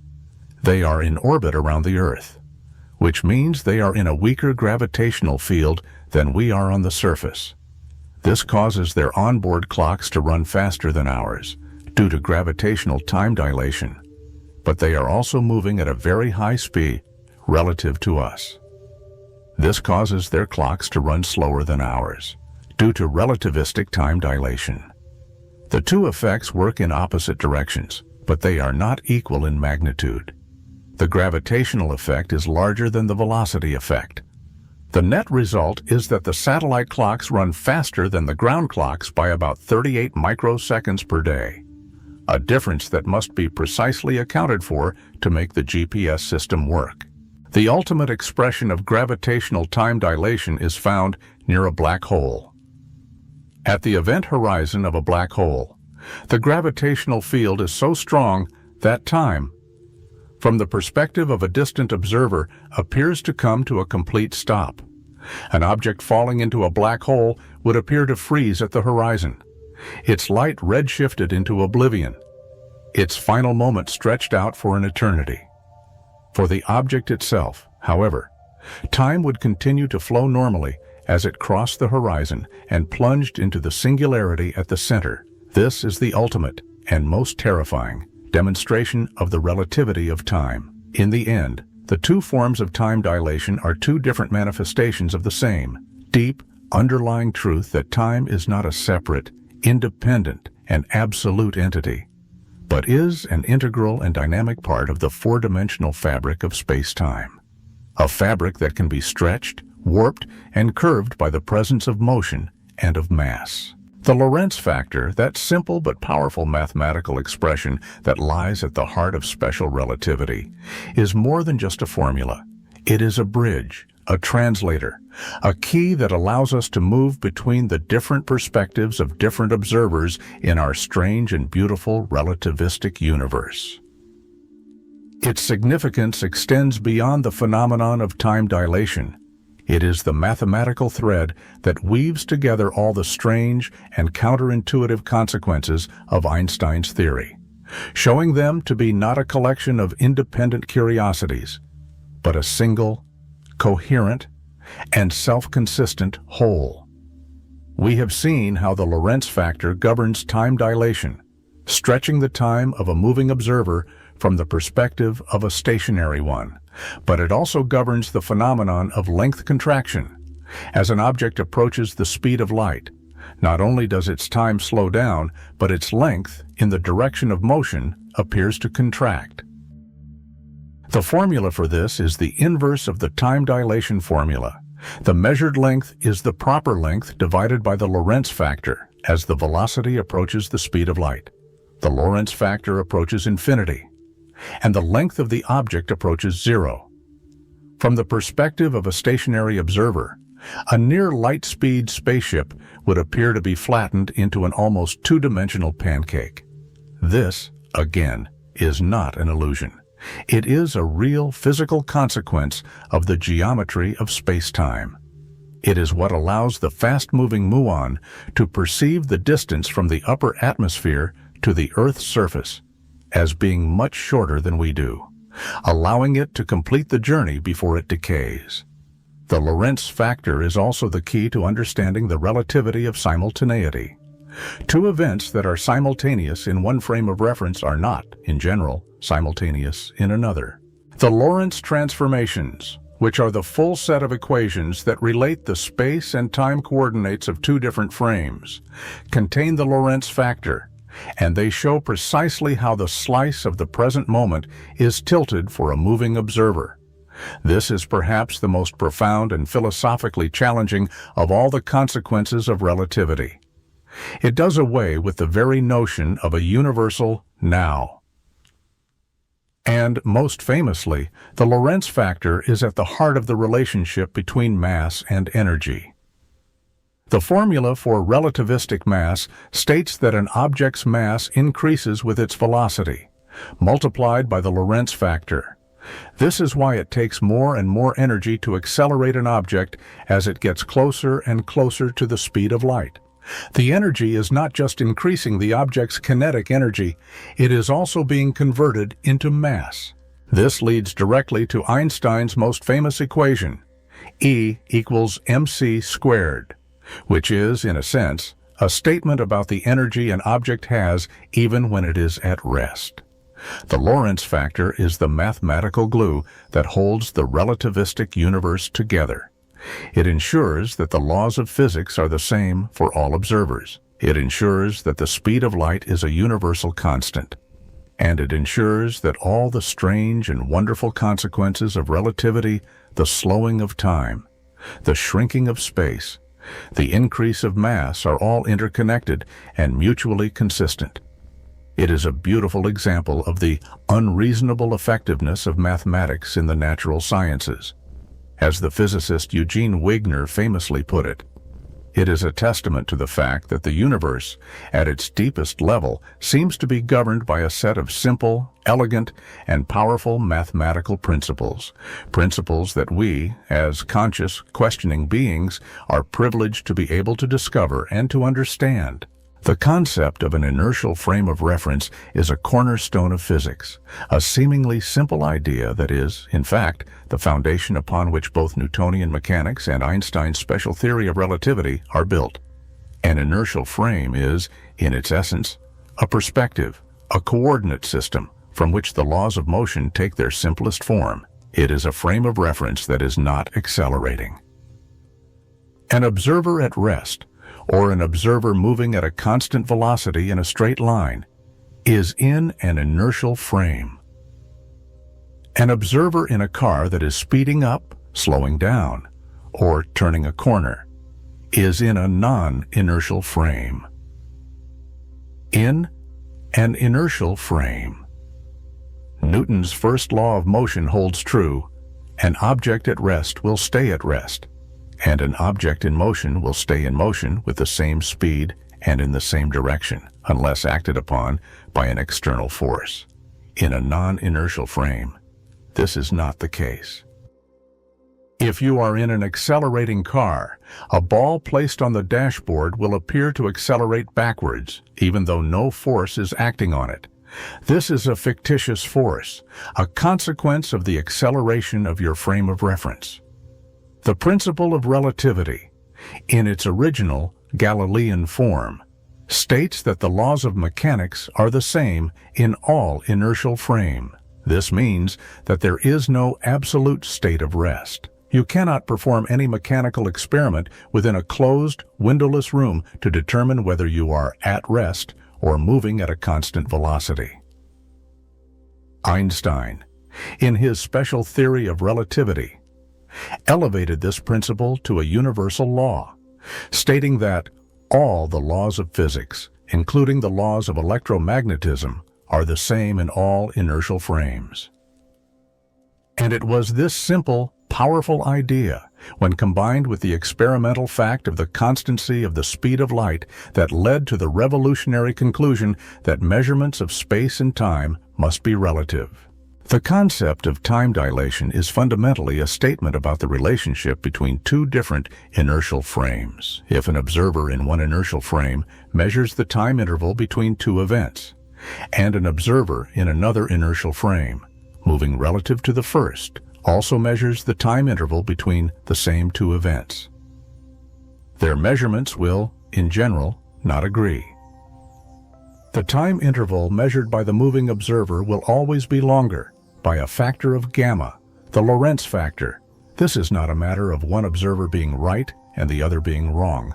Both measurements are equally valid within their own frame of reference. There is no privileged absolute frame of reference, no cosmic master clock against which all other clocks can be compared. This has profound implications for our understanding of simultaneity. In Newtonian physics, time is absolute, and so is simultaneity.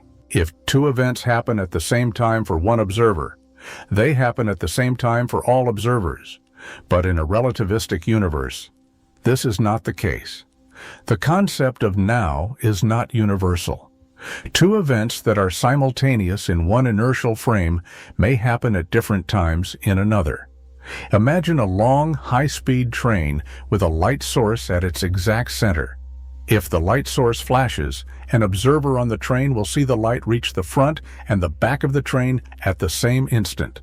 For her, these two events are simultaneous. But for an observer standing on the platform as the train whizzes by, the situation is different. He will see the light traveling towards the back of the train, which is moving towards the light, and towards the front of the train, which is moving away from the light. Since the speed of light is the same in all directions for the platform observer, he will see the light reach the back of the train before it reaches the front. For him, the two events are not simultaneous. The very concept of a universal present moment, a single now that is shared by the entire universe, is a casualty of Einstein's revolution. Each inertial frame has its own unique slice of spacetime that it considers to be the present. The concept of an inertial frame of reference, which began as a simple idealization in the physics of motion, has, through the lens of relativity, become a key that has unlocked a deeper and far more subtle understanding of the very fabric of space, of time, and of reality itself. The reality of time dilation is not just a theoretical prediction. It is a well-established experimental fact, a phenomenon that has been confirmed with incredible precision in a variety of different physical systems. The history of the experimental verification of time dilation is a beautiful story of the interplay between theoretical insight and technological ingenuity, a story of how we have learned to measure the subtle and often fleeting effects of relativity in our own macroscopic world.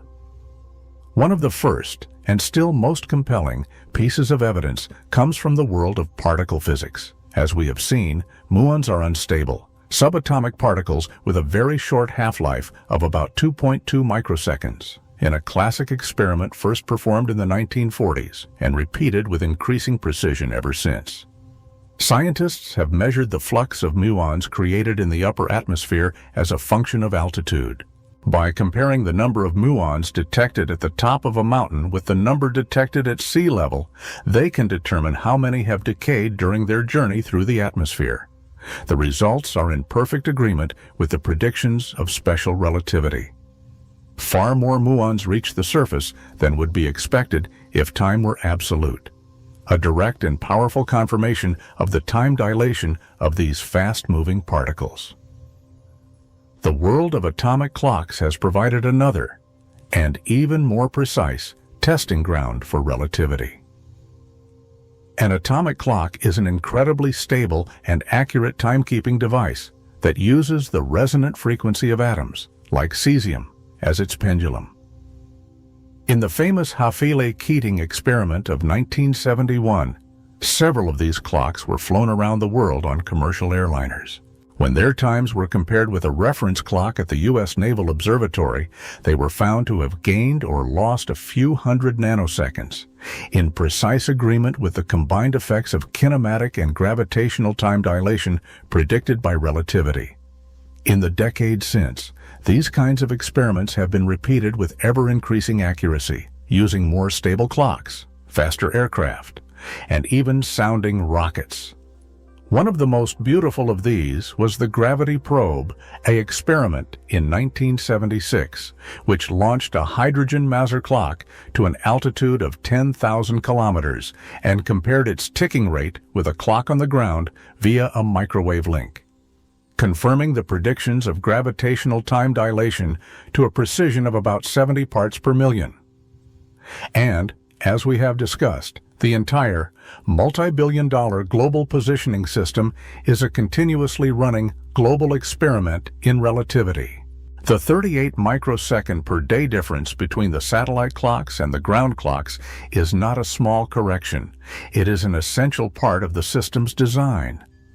Without it, the system would fail within minutes. The fact that GPS works, that it can guide us to our destinations with an accuracy of just a few meters, is a daily and powerful testament to the reality of Einstein's theories.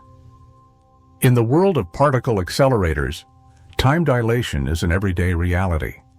The unstable particles that are created in high-energy collisions, like pions and kaons, are traveling at speeds incredibly close to the speed of light.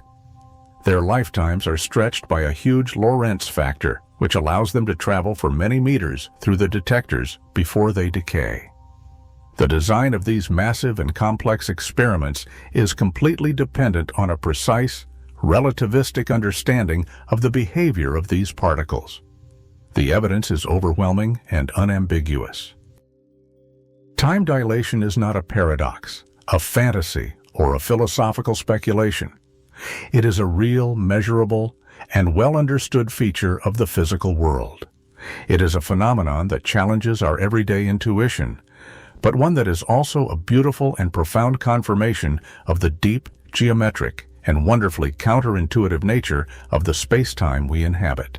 The effects of time dilation on the human body, on the subjective experience of aging, are a classic and compelling theme of science fiction. A theme that allows us to explore the profound and often poignant human consequences of Einstein's strange and beautiful theory. In our everyday lives, the relativistic effects are so vanishingly small that they are completely unnoticeable. The astronauts on the International Space Station, for example, are traveling at about 28,000 kilometers per hour, a very fast speed by terrestrial standards, but it is still only about 0.0025% of the speed of light. Over the course of a 6-month mission, they will have aged a few milliseconds less than their counterparts on Earth. It is a real measurable effect, but not one that you would notice in the mirror. But if we could one day build a spacecraft that could travel at a significant fraction of the speed of light, the effects would become dramatic. Imagine a mission to our nearest stellar neighbor, Proxima Centauri, 4.2 light-years away. If a spacecraft could travel at a constant speed of 99% of the speed of light, the journey, from the perspective of an observer on Earth, would take about 4.25 years. But for the astronauts on board, the Lorentz factor would be about 7. This means that they would only experience about 1/7 of that time. Their journey, to them, would last only about 7 months. They would arrive at Proxima Centauri having aged less than a year, while over 4 years had passed on Earth. And if they were to make the round trip, they would return to an Earth that was almost 8.5 years older. While they themselves had aged by less than 2 years, this is the essence of the twin paradox, and it is a real physical possibility. The implications of this for interstellar travel are profound. It means that a journey to the stars, which seems impossibly long on a human timescale, could be completed within the lifetime of the crew, a journey to the center of our galaxy, 26,000 light-years away, could be completed in just a few decades of ship time, if the spacecraft could maintain a constant acceleration of 1 g. But the price of this time travel into the future is a complete and irreversible disconnection from the world that was left behind. The interstellar explorer would become a time traveler, a ghost from the past, returning to a future that is no longer their own. Their friends, their family, their entire civilization would be a memory. This is a theme that has been explored with great poignancy in works of science fiction, from Poul Anderson's novel Tau Zero to the movie Interstellar. It is a theme that touches on some of our deepest human feelings, our connection to our past, our hopes for our future, our love for our families, and our fear of loss and of loneliness. The physical effects of time dilation on the aging process itself are not thought to be significant.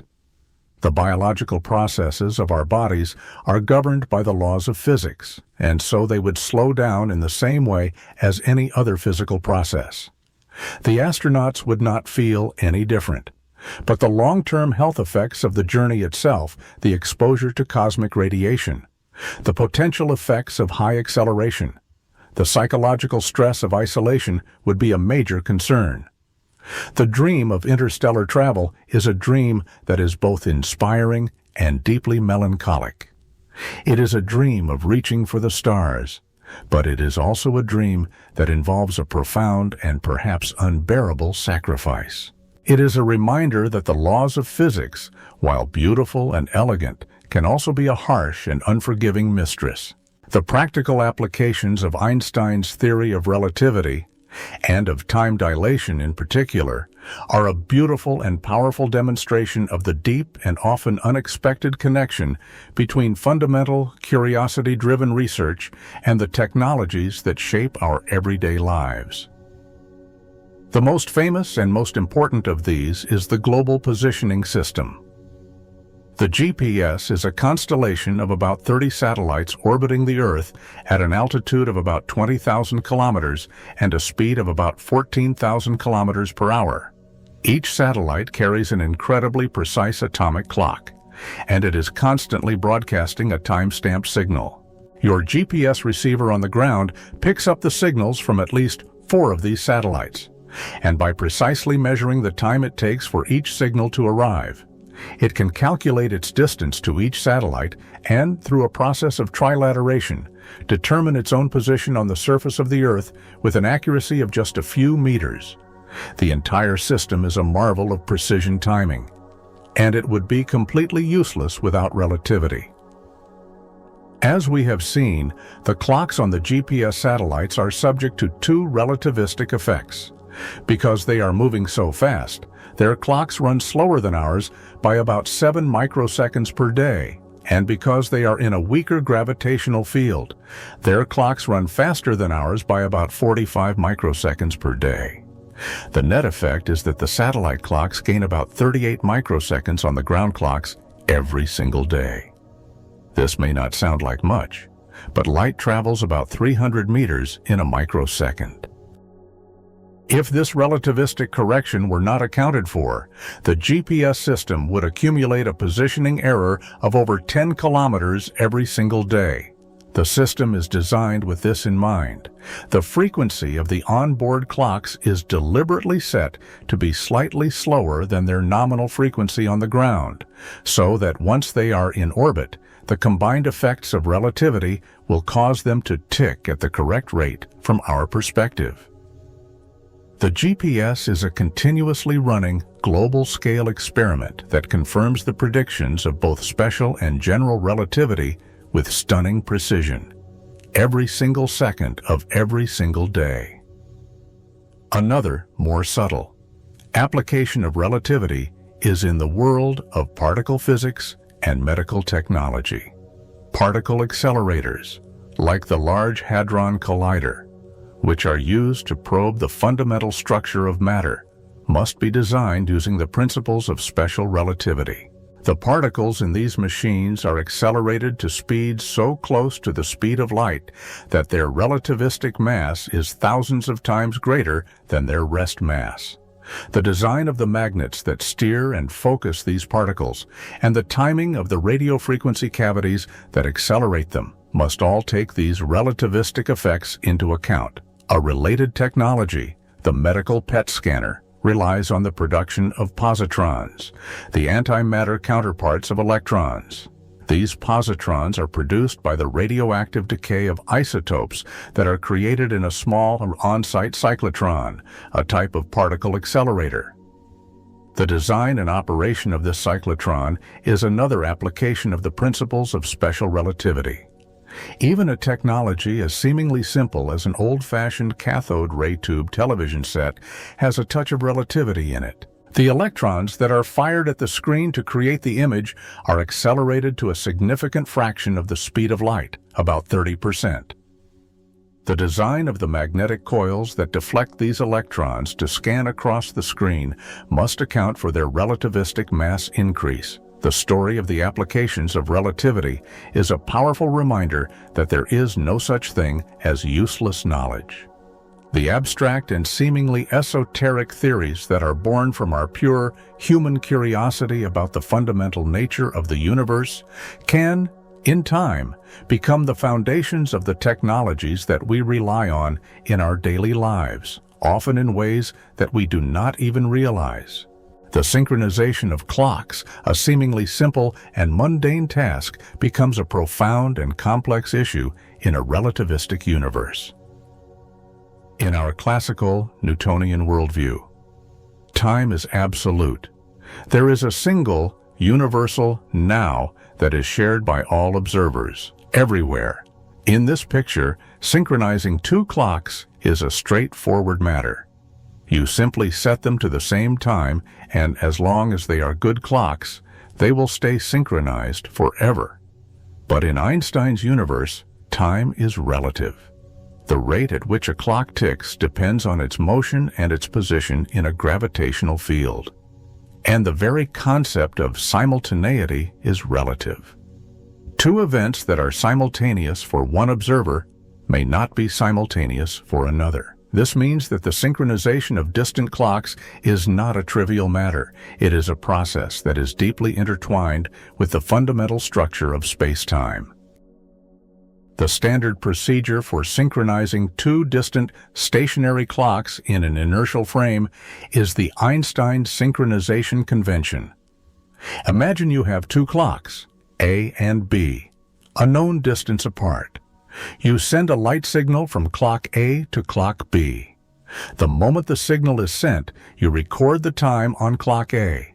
When the signal arrives at clock B, it is immediately reflected back to clock A.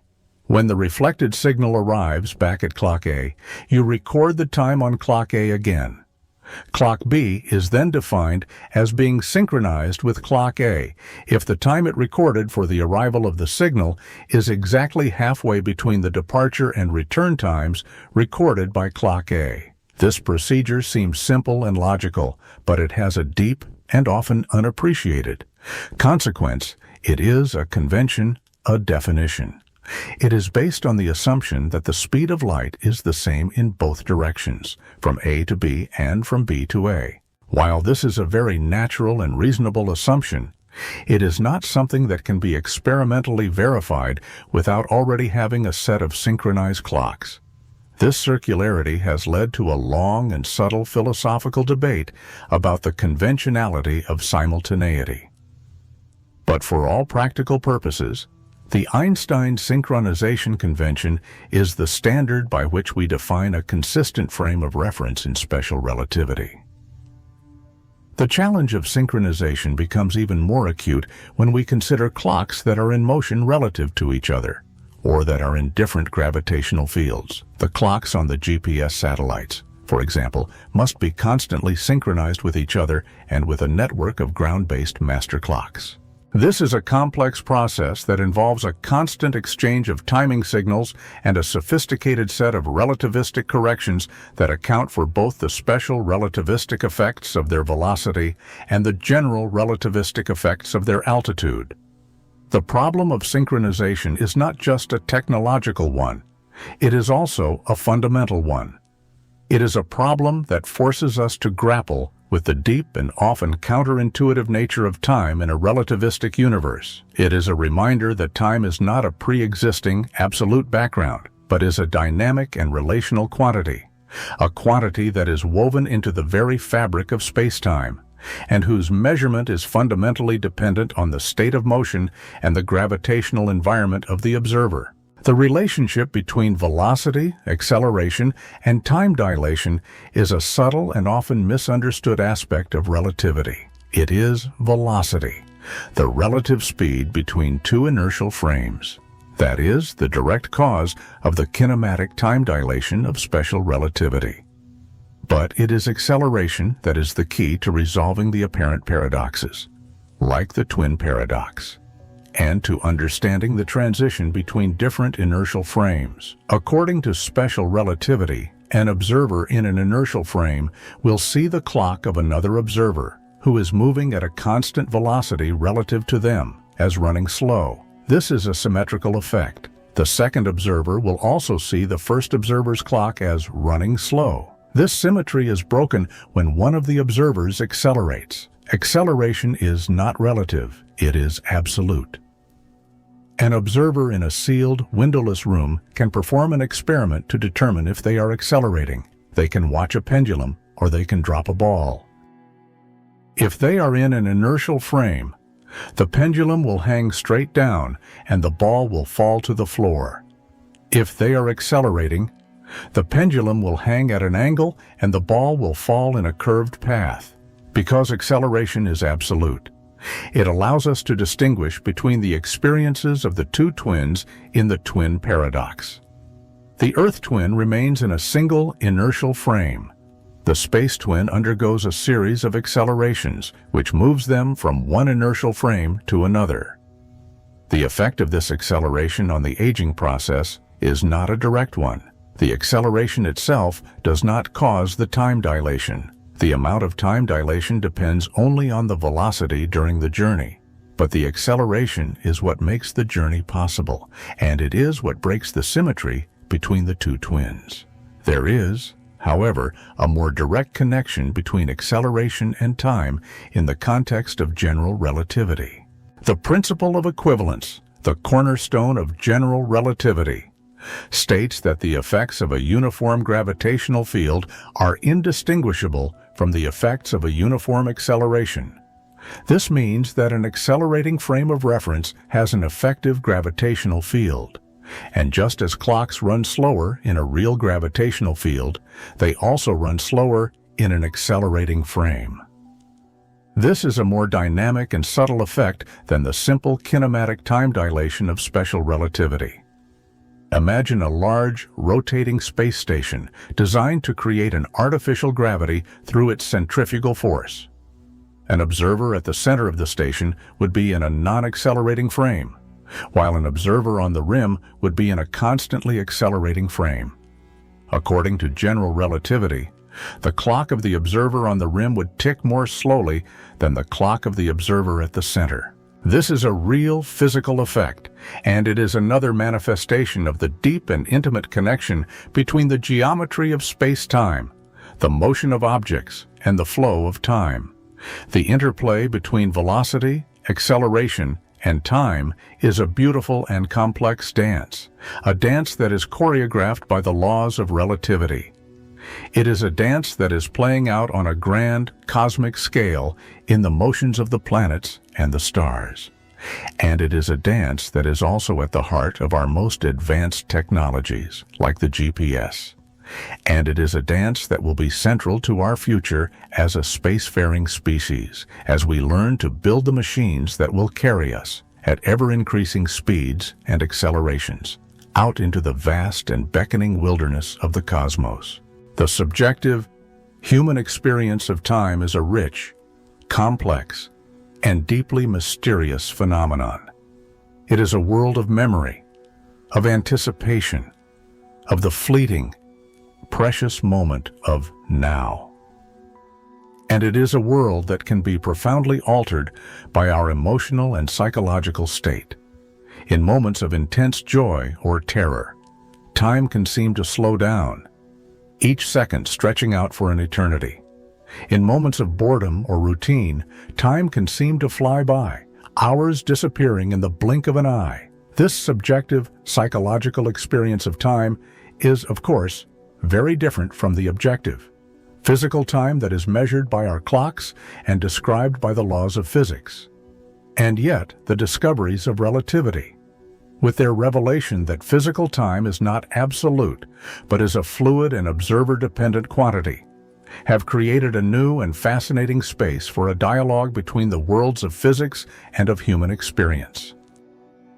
The idea that time can stretch and contract, that its flow is not a universal constant, is an idea that resonates deeply with our own inner experience. Time dilation, in this sense, is not just a strange quirk of the physical world.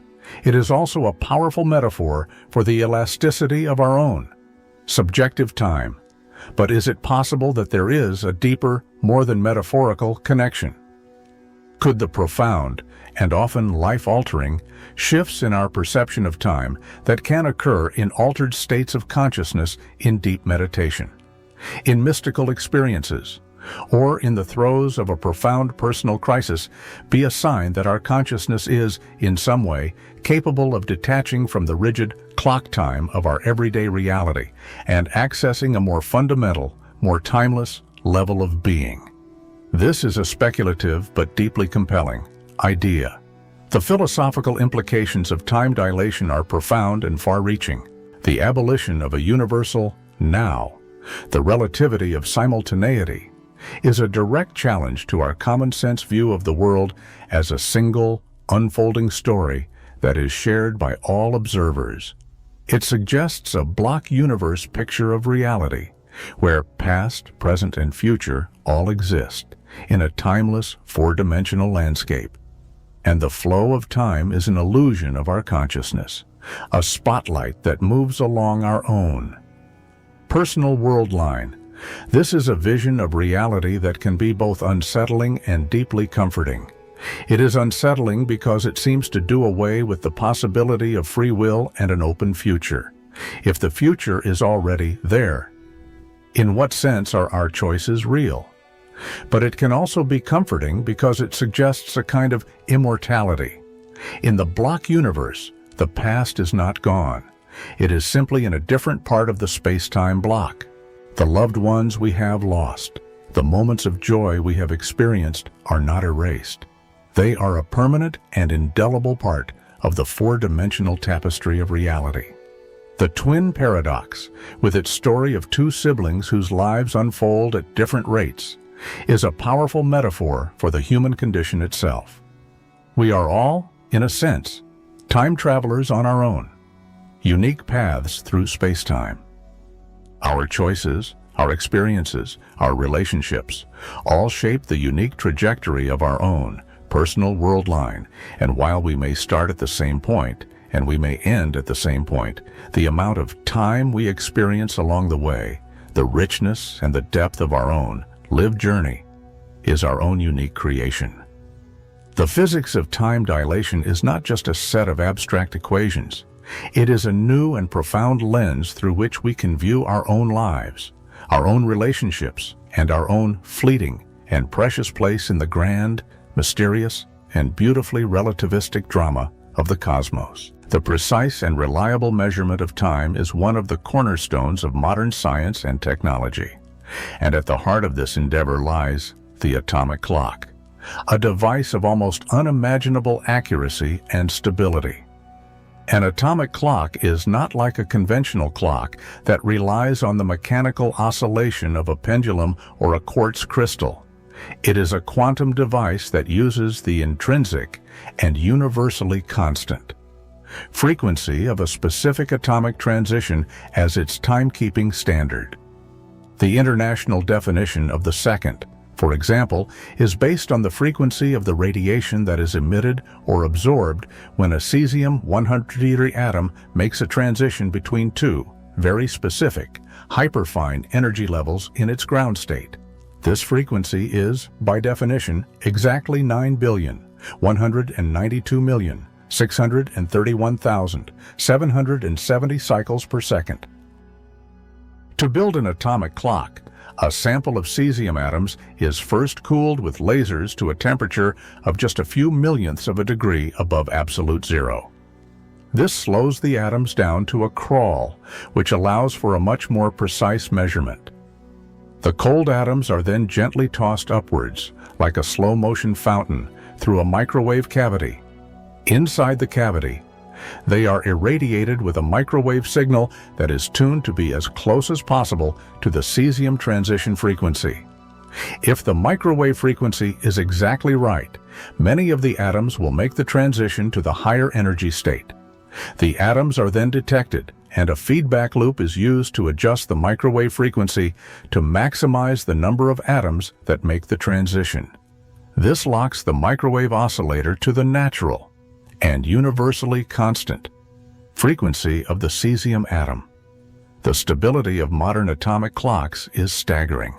The best laboratory-based optical lattice clocks, which use atoms like strontium or ytterbium that have a much higher transition frequency in the optical part of the spectrum, are now so stable that they would not lose or gain a single second in over 15 billion years, an amount of time that is longer than the entire age of the universe. This incredible precision is what has allowed physicists to perform some of the most stringent and beautiful tests of Einstein's theory of relativity.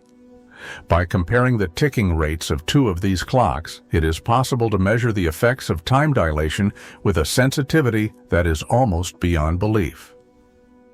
In a famous experiment in 2010, physicists at the National Institute of Standards and Technology were able to measure the effect of gravitational time dilation over a height difference of just 33 centimeters, about 1 foot. They found that the clock that was higher up did indeed tick slightly faster, by about 90 parts in a quadrillion, in perfect agreement with the prediction of general relativity.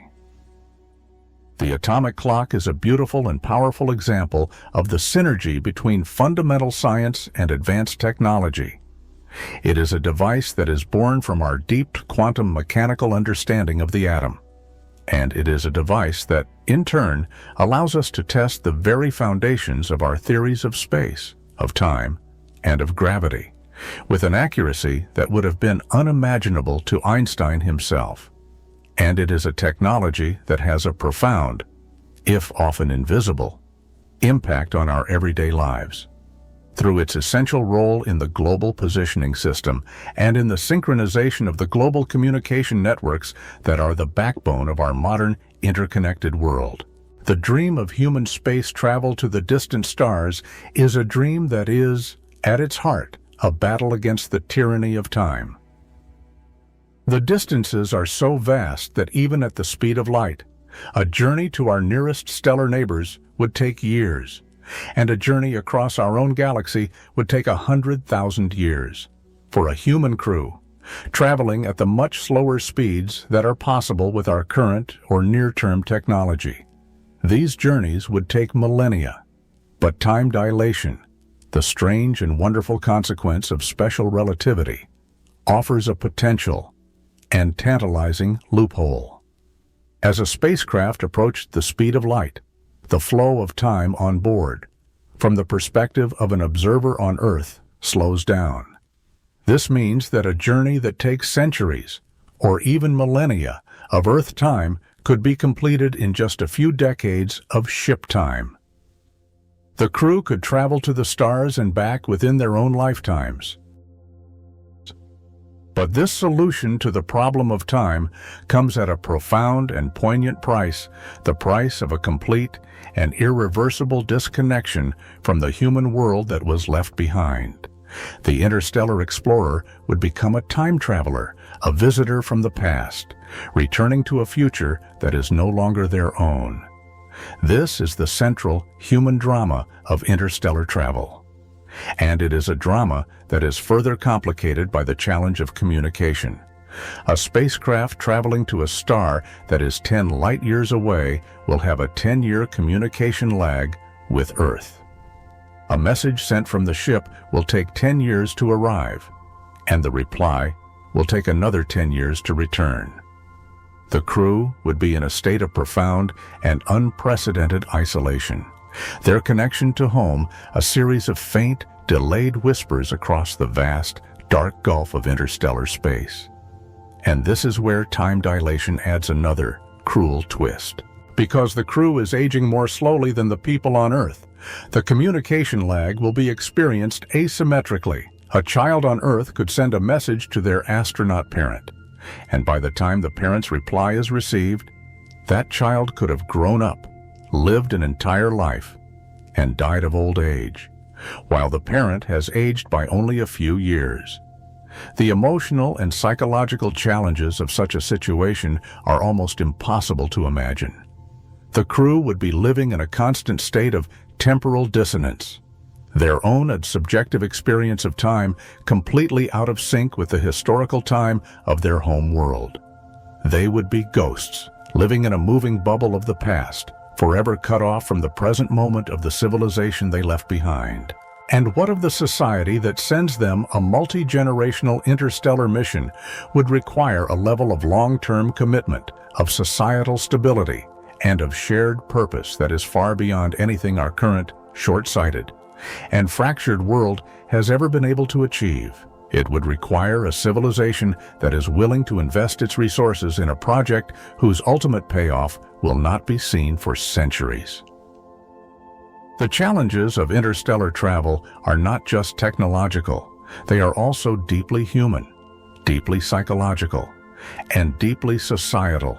They force us to confront our own mortal limitations, our own deep need for connection, and the very nature of our relationship with time itself. And yet, the dream persists. It is a dream that is driven by one of the most powerful and noble of all human impulses, the desire to explore, to know, to see what lies beyond the next horizon. And perhaps one day, if we can become a wise enough, a patient enough, and a united enough species, we will find a way to meet these challenges, to build our starships, and to begin our own human journey into the vast, beautiful, and timeless night. The concept of simultaneity, the idea of two events happening at the same time, seems so simple and intuitive in our everyday lives. But in the strange and beautiful world of Einstein's relativity, it is a concept that is revealed to be a profound illusion. The relativity of simultaneity is a direct and unavoidable consequence of the constancy of the speed of light, and it is a concept that shatters the very foundation of our classical, Newtonian worldview, the idea of a single, universal, and absolute now.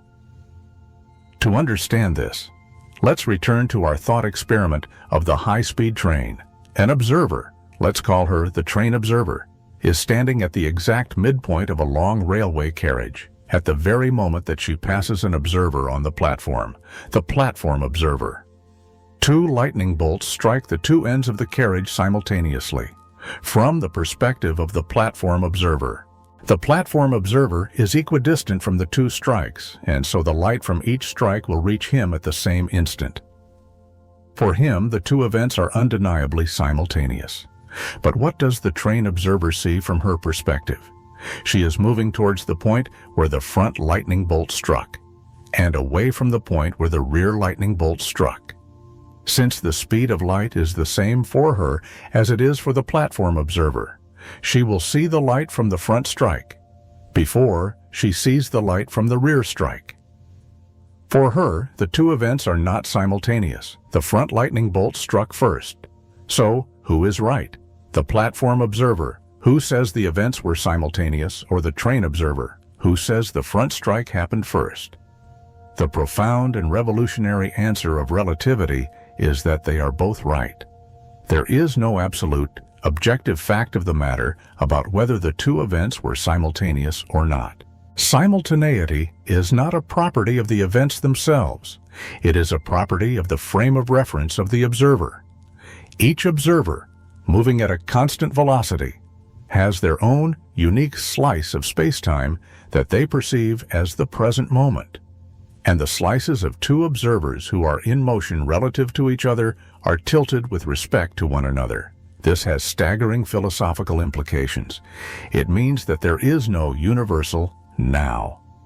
The idea of a single, cosmic present moment that is shared by everyone, everywhere, is a fiction of our classical intuition. My now is not the same as the now of an observer in a distant galaxy who is moving relative to me. In fact, what I consider to be my present moment could be in the distant past or the distant future for that other observer. This leads to the block universe picture of reality, the idea that the entire history of the universe past, present, and future is a single, timeless, four-dimensional block of space-time. The flow of time is an illusion, a trick of our consciousness as it moves along its own, personal world line through this pre-existing block. In this picture, the future is not open and unwritten, it is already there, in the same way that a distant city is already there, even if we have not yet arrived. This is a vision of reality that is deeply challenging to our notions of free will and of an open, creative future. But it is a vision that is a direct and logical consequence of the simple and experimentally verified principles of special relativity. The relativity of simultaneity is not just an abstract philosophical puzzle. It is a real physical feature of the universe we inhabit. And it is a profound and humbling reminder that our own subjective experience of a single, flowing, universal now is not a direct perception of reality, but is a powerful and useful, but ultimately limited, construction of our own, human consciousness. The dream of colonizing other worlds, of establishing a permanent and self-sustaining human presence on an exoplanet in another solar system, is one of the grandest and most ambitious visions of our long-term future. And it is a vision that is deeply and inextricably intertwined with the strange and beautiful physics of time dilation. An interstellar journey to a nearby star system. Even with the most advanced propulsion systems we can currently imagine, will be a journey that takes many decades and perhaps even centuries of Earth time. But for the colonists on board the starship, traveling at a significant fraction of the speed of light, the journey would be much shorter. They would arrive at their new home having aged by only a fraction of the time that has passed on Earth. This creates a profound and poignant temporal disconnect between the new colony and its home world. The first generation of colonists would be, in a very real sense, time travelers, exiles from their own time, starting a new branch of human history in a distant future. The communication between the new colony and Earth would be a slow, patient, and generational affair. A message sent from the colony would take years to reach Earth, and the reply would take years to return. The two worlds would be connected by a thin, tenuous thread of light, their conversations unfolding on the timescale of human history, not of human lives. The colonists would read about the history of an Earth that they never knew, a history that unfolded while they were in the timeless, relativistic sleep of their long journey. And the people of Earth would look up at the night sky, at the faint, distant star that is now home to their descendants, and they would see not a present reality, but a ghost from the past, the light from the colony having taken years to cross the interstellar gulf. The new colony itself would have a different relationship with time. Their year zero would be the moment of their arrival. Their history would be a new one, written on a new world. And their connection to their home world would be a strange and beautiful one. A connection to a past that is also, in a sense, their future. And what of the exoplanet itself? If it orbits a more massive star, Or if it has a stronger gravitational field than Earth, then the colonists would also be subject to gravitational time dilation. Their clocks would tick slightly slower than the clocks of their cousins who remained in deep space. Over many generations, this could lead to a measurable, and perhaps even significant, difference in the rate of aging and the perception of time between different branches of a future interstellar human civilization. The story of the colonization of an exoplanet is not just a story of technological and biological adaptation. It is also a story of a deep temporal and psychological adaptation. It is a story of a species that is learning to live with the profound and beautiful consequences of Einstein's revolution. A species that is learning to see time not as a single, universal river, but as a vast, branching delta, with a multitude of different currents, all flowing into the great, unknown ocean of the future. The challenges are immense, the timescales are vast, and the outcome is uncertain. But it is a story that speaks to the deepest and most enduring aspects of the human spirit, our courage, our curiosity, and our unquenchable desire to reach for the stars and to find a new home in the vast and wonderful expanse of the cosmos. The process of simulating the strange and counterintuitive effects of time dilation in a laboratory on Earth is a testament to the incredible ingenuity and precision of modern experimental physics. We cannot, of course, build a spaceship that can travel at near light speed, but we can create and study systems that are subject to the same relativistic laws. Systems that allow us to test the predictions of Einstein's theory with a level of accuracy that is almost beyond belief. The primary tool for this is the particle accelerator. In a machine like the Large Hadron Collider at CERN, subatomic particles, like protons, are accelerated to speeds that are just a tiny fraction below the speed of light. At these incredible velocities, the Lorentz factor is enormous. For a proton at the LHC, the gamma is about 7,000. This means that time for the proton is dilated by a factor of 7,000. From our perspective in the laboratory, the proton's internal clock is ticking 7,000 times slower than our own. This has a direct and measurable consequence for the unstable particles that are created in the collisions. Many of these particles have incredibly short lifetimes, and at rest, they would decay long before they could travel any significant distance. But because of their immense time dilation, their lifetimes are stretched by a factor of 7,000, which allows them to travel for many meters through the massive detectors before they decay. The very design and operation of these detectors is a constant, real-time confirmation of the reality of time dilation. We can also simulate the effects of gravitational time dilation in the laboratory, using incredibly precise atomic clocks. As we have seen, these clocks are so stable that they can measure the tiny differences in the flow of time caused by a change in altitude of just a few centimeters. In a sense, by simply lifting an atomic clock from the floor to a tabletop, you are performing an experiment in general relativity. Scientists are now developing even more precise nuclear clocks, which would use the transition frequency of a nucleus rather than an atom. These nuclear clocks could be up to 100 times more stable than the best current atomic clocks, which would allow us to test the effects of general relativity with an even greater precision, and to search for tiny, and as yet undiscovered, violations of Einstein's theory that could be a clue to a new, deeper theory of quantum gravity. Another, more exotic, way to simulate the effects of relativity is through analog systems. These are laboratory systems, like a flowing fluid or a Bose-Einstein condensate, that are designed to have mathematical equations of motion that are analogous to the equations of general relativity. By studying the behavior of waves in these systems, it is possible to create an analog of a black hole event horizon, or even to observe the analog of Hawking radiation.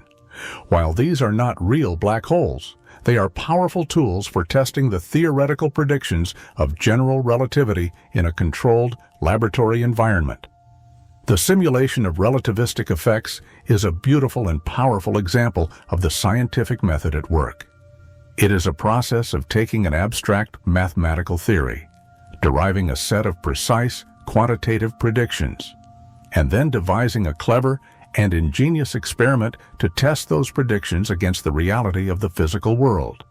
And in the case of relativity, every single one of these tests, from the largest particle accelerator to the most delicate atomic clock, has confirmed the strange, beautiful, and profoundly true nature of Einstein's vision of space, of time, and of gravity. The concept of time dilation, with its revelation that time is not a universal constant, but a fluid and observer-dependent quantity, has a profound and far-reaching impact that extends beyond the realm of physics and into the very heart of our cultural and philosophical understanding of the world. It is a concept that challenges some of our most deeply ingrained assumptions about the nature of reality, of identity, and of our own human experience. At the most fundamental level, time dilation forces us to confront the fact that our everyday intuitive perception of the world is a powerful, but ultimately limited, illusion. We experience time as a single, linear, and forward-moving river, a river that carries all of us along at the same speed. But this is a fiction of our macroscopic, low-speed, and low-gravity existence. The universe, at its deepest level, operates on a different, and much stranger, set of rules. This can be a source of deep philosophical unease. If there is no universal now, if my present moment is in the past of a distant, receding galaxy, what does that mean for our sense of a shared reality? If my future is already there in the block universe, what does that mean for my sense of free will? These are questions that do not have easy answers, questions that have been the subject of a long and rich dialogue between physicists and philosophers. But time dilation can also be a source of profound wonder and a new kind of spiritual or existential insight. The idea that time is not a rigid external master, but is a flexible and participatory aspect of reality, can be a deeply liberating one. It resonates with the teachings of many mystical and contemplative traditions, which have long held that our ordinary experience of linear time is a construction of the mind, and that it is possible, through certain states of consciousness, to access a more timeless, more holistic, and more fundamental level of being. The phenomenon of time dilation also has a powerful impact on our cultural narratives, particularly in the realm of science fiction. The trope of the interstellar traveler who returns home to find that centuries have passed is a powerful and poignant one, a story that allows us to explore some of our deepest human themes: the nature of love and loss, the relationship between the individual and society, the meaning of home, and the bittersweet price of exploration. These stories are not just entertaining fantasies, they are modern myths, a way for our culture to grapple with the profound and often unsettling implications of our new relativistic worldview. And at a more personal, psychological level, the concept of time dilation can be a powerful metaphor for our own subjective experience. We all know what it feels like for time to stretch and to contract. The flow state of deep, creative immersion, the timeless moment of a profound, loving connection, the eternal second of a life-threatening crisis. These are all experiences where our inner psychological time seems to detach from the external, clock time of the world. Time dilation, in this sense, is not just a feature of the physical universe. It is a feature of the universe of our own minds. The discovery of time dilation is one of the great intellectual and cultural achievements of our species. It is a testament to our ability to see beyond the limitations of our own everyday perception and to glimpse a deeper, stranger, and more beautiful reality. And it is a concept that will continue to challenge, to inspire, and to transform our understanding of ourselves and our place in the grand, mysterious, and wonderfully relativistic drama of the cosmos. The development of advanced propulsion technologies is the key that will unlock the next great era of space exploration, and it is a field that is currently buzzing with a host of new and exciting ideas, from the near-term and practical to the far-term and wildly speculative. At one end of the spectrum, we have the ongoing refinement of our current workhorse technologies. Chemical rockets are becoming more efficient, more reliable, and with the advent of reusability, dramatically cheaper. Electric propulsion systems, like ion thrusters and Hall thrusters, are becoming more powerful and more long-lived, making them the ideal choice for a new generation of ambitious robotic missions to the outer solar system and beyond. And nuclear thermal propulsion. The concept of using a fission reactor to heat a propellant is experiencing a major renaissance, with NASA now actively developing a flight-ready engine that could cut the travel time to Mars in half. But the true long-term future of space propulsion lies in the technologies that can offer a quantum leap in performance. Technologies that can break the tyranny of the rocket equation and can open up the entire solar system to rapid, routine, and sustainable exploration. Nuclear fusion is, of course, the leading candidate in this category, but there are other, even more exotic possibilities. Antimatter propulsion is one such idea. Antimatter is the mirror image of ordinary matter, and when a particle of matter and a particle of antimatter meet, they annihilate each other in a burst of pure energy, converting 100% of their mass into energy according to E equals mc squared. This is, by far, the most efficient energy source known to physics. An antimatter engine, which would use the energy from these annihilations to heat a propellant or to create a beam of high-energy particles, would be an incredibly powerful and efficient propulsion system. The problem is that antimatter is incredibly difficult and expensive to produce, and even more difficult to store. We can currently only produce it in tiny nanogram quantities in our largest particle accelerators, and storing it requires a complex and power-hungry system of magnetic traps. Antimatter propulsion, for now, remains a technology for a very distant future. Solar sails are another, more near-term, but equally elegant, concept. A solar sail is a large, thin, and highly reflective membrane that is propelled by the gentle, but constant, pressure of sunlight itself. The photons from the sun, while massless, carry momentum. And when they bounce off the sail, they transfer a tiny amount of this momentum to the spacecraft. The thrust is minuscule, but because it is constant and requires no propellant, a solar sail can, over time, build up to a very high speed. This technology is particularly well suited for missions to the inner solar system, and for missions that require a lot of delta V, or change in velocity, like a mission to hover over the poles of the sun. More advanced versions of this concept include laser sails, where a powerful laser beam from Earth or from an orbiting power station would be used to push a much smaller and lighter sail, potentially accelerating it to a significant fraction of the speed of light for a fast interstellar flyby mission.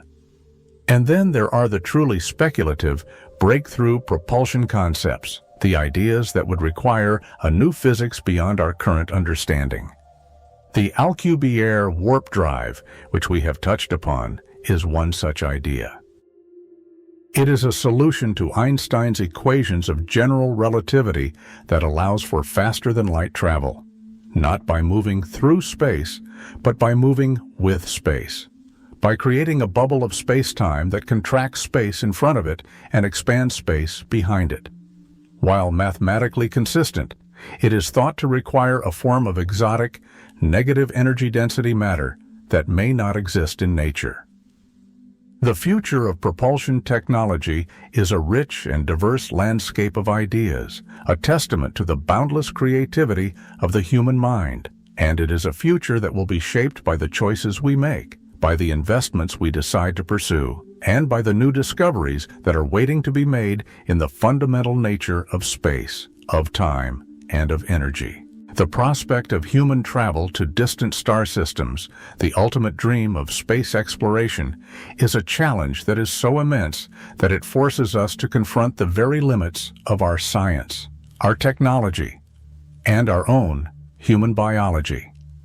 It is a journey that would be measured not in months or years, but in decades, in centuries, and perhaps even in millennia. And it is a journey where the strange and beautiful physics of time dilation would be not just a theoretical curiosity, but a central and defining feature of the human experience. As we have seen, a spacecraft traveling at a significant fraction of the speed of light would experience time at a much slower rate than a stationary observer on Earth. This is the key that could, in principle, make an interstellar journey possible within the lifetime of a human crew. But the price of this time travel into the future would be a profound and irreversible disconnection from the home world. The crew would become a lost tribe, a nomadic culture of the void.